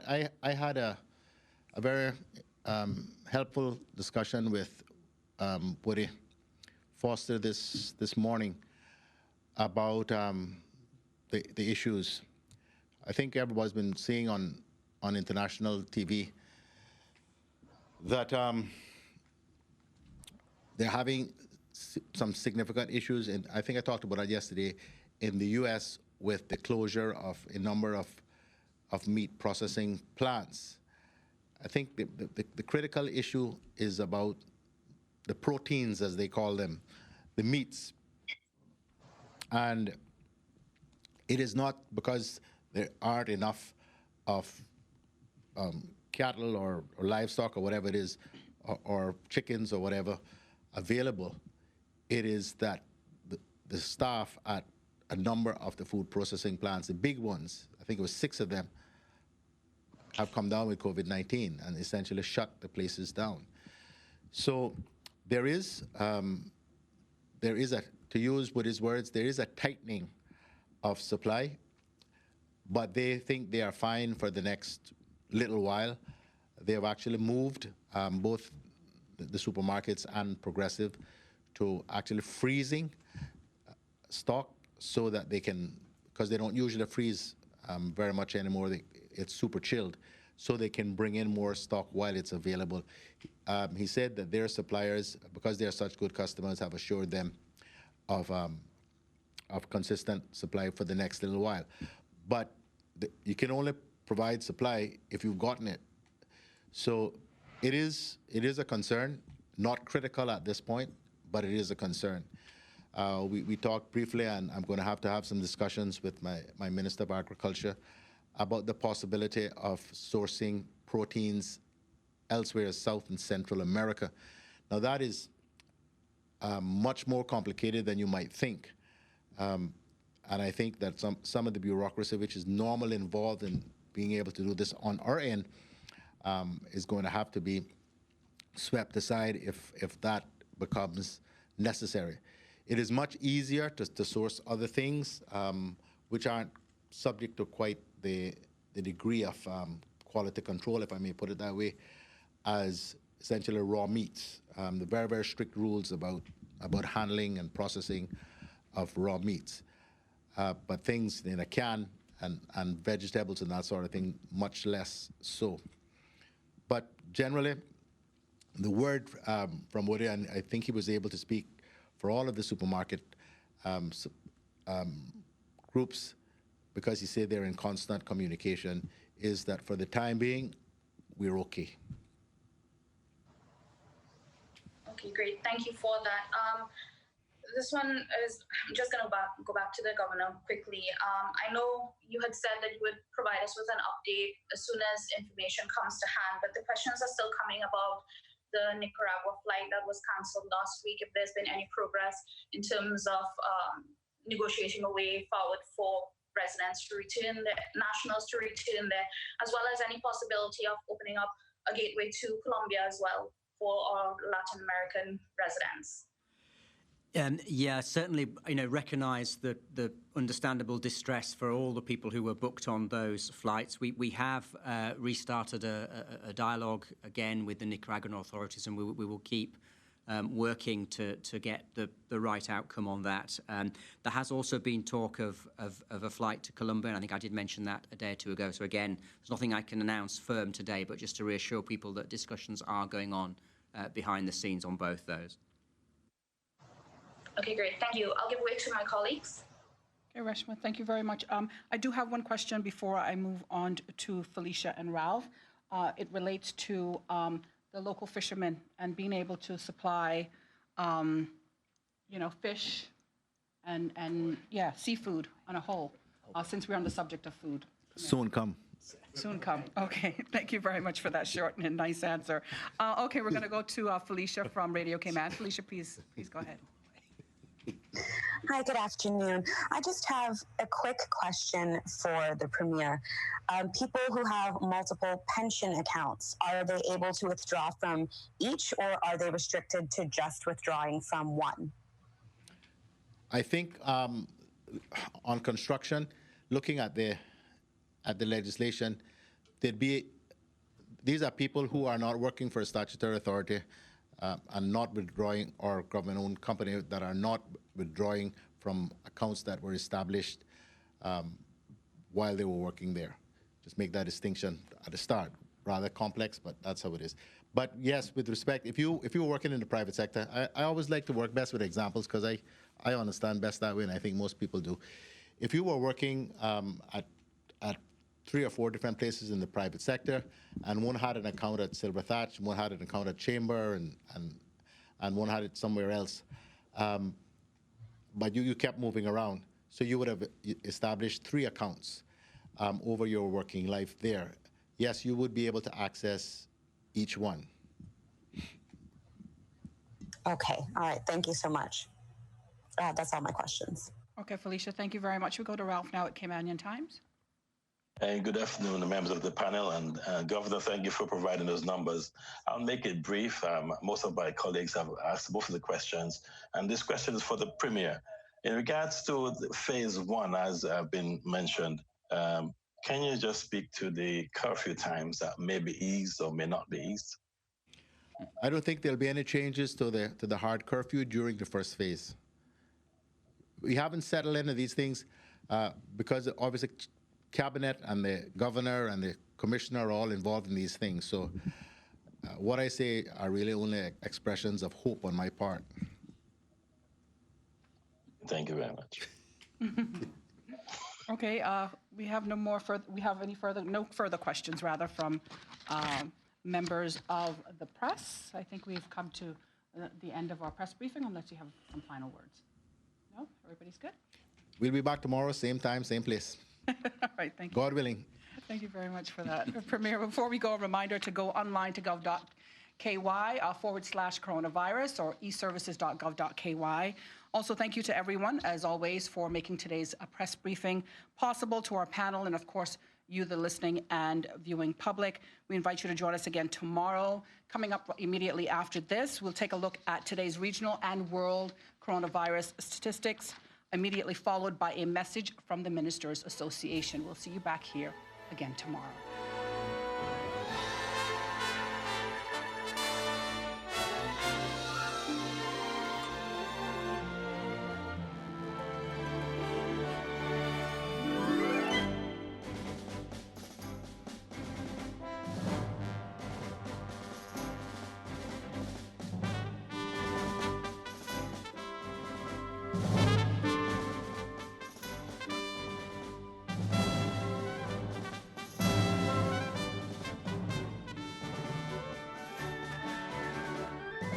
As the world grapples with the challenges of COVID-19, difficult times require difficult decisions. The Lions Club of Grand Cayman would like to encourage the community to remain vigilant, respect the soft and hard curfews, which have been established for our collective welfare. By practicing good hygiene, social distancing, and home isolation, we can ensure that the community resumes its vibrant way of life soon. Do your part, Cayman. Stay safe, stay home, save lives. This message was brought to you by the Lions Club of Grand Cayman. Football is at the heart and soul of our community, but this is not a time for football. The Cayman Islands Football Association would like to remind the community that the sooner we get through these uncertain times, the sooner we can get back on the pitch. Whether you're a footballer, fan, or any other athlete, this is the time to stay at home for our own safety and the health and well-being of your loved ones. Soon come, we will find ourselves in a strong position, growing the game and improving football across the islands. The message was brought to you by the Cayman Islands Football Association. Hashtag stay at home. More than ever, we need to ensure our friends, neighbors, colleagues, and family are staying well with social distancing. That means being creative. Call them regularly. Create WhatsApp groups. Offer to assist with shopping or running errands. You could use an app like Nextdoor to see if your neighbors need assistance while the world grapples with the latest challenges. Be Cayman kind. Cayman Insurance Center. For 45 years, they have worked with the community and their families on protecting themselves for the future. If you need someone to speak to during these challenging times, call Denise Brown at 814-7229 or Michael Webster at 925-5433. Cayman Insurance Center. They care about you. Radio. With the switch of a dial, radio brings you tragedy, comedy, entertainment, information, education, a whole world at your command. Give me some sound over here. Radio Cayman's Super Jam Show. Radio. Proudly sponsored by the Cayman Islands Football Association. CIFA, building a better future for Cayman football. Word up, and we in effect. Keep on listening. Super Jam. The Super Jam Show is fueled by the proud sponsorship of insurance agent Michael Webster from Cayman Insurance Center. Don't take chances with your family's future. Another proud sponsor of the Super Jam Show. Merengue Town. Time to feel the rhythm. Time to feel the vibes. It's time for Merengue Town. And by the Lions Club of Grand Cayman, serving the Cayman Islands for 48 years.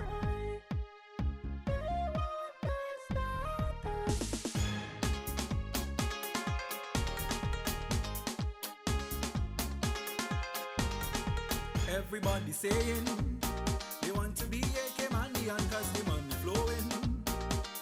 Big on this your island, no more donkey riding.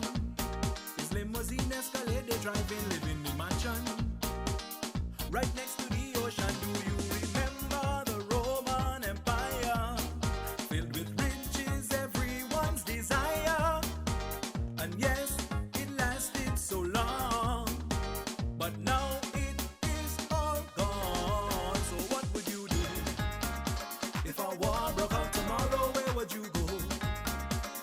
stay and help us to fight, what would you do? If no food came onto this island, would you plant yam and cassava? Or would you hop out on the next flight?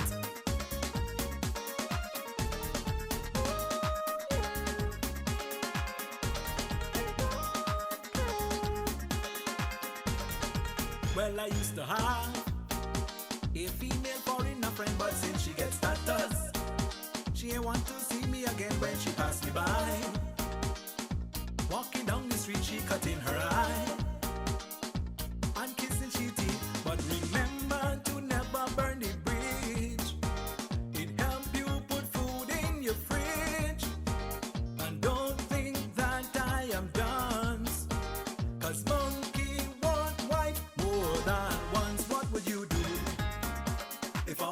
broke out tomorrow, where would you go?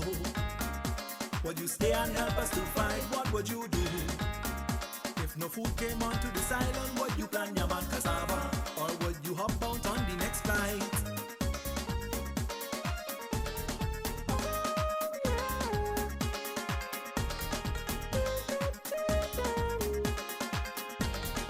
You better listen careful. I am not telling no joke, because when you get it, it cannot be revoked. So make up your mind to love the people in this country all the time, and no bother with no crime. Do you remember the old time story about the dog and the bull? His eyes weren't too big, he was greedy, so he ended up taking nothing. Hold on your waist and dance, jump around and prance, throw your hands in the air. If you turn Cayman last year, how does it feel? You can't believe, say it real. Long time you are trying. Now you have the same privilege as I. But what would you do? If a war broke out tomorrow, where would you go? Would you stay and help us to fight? What would you do?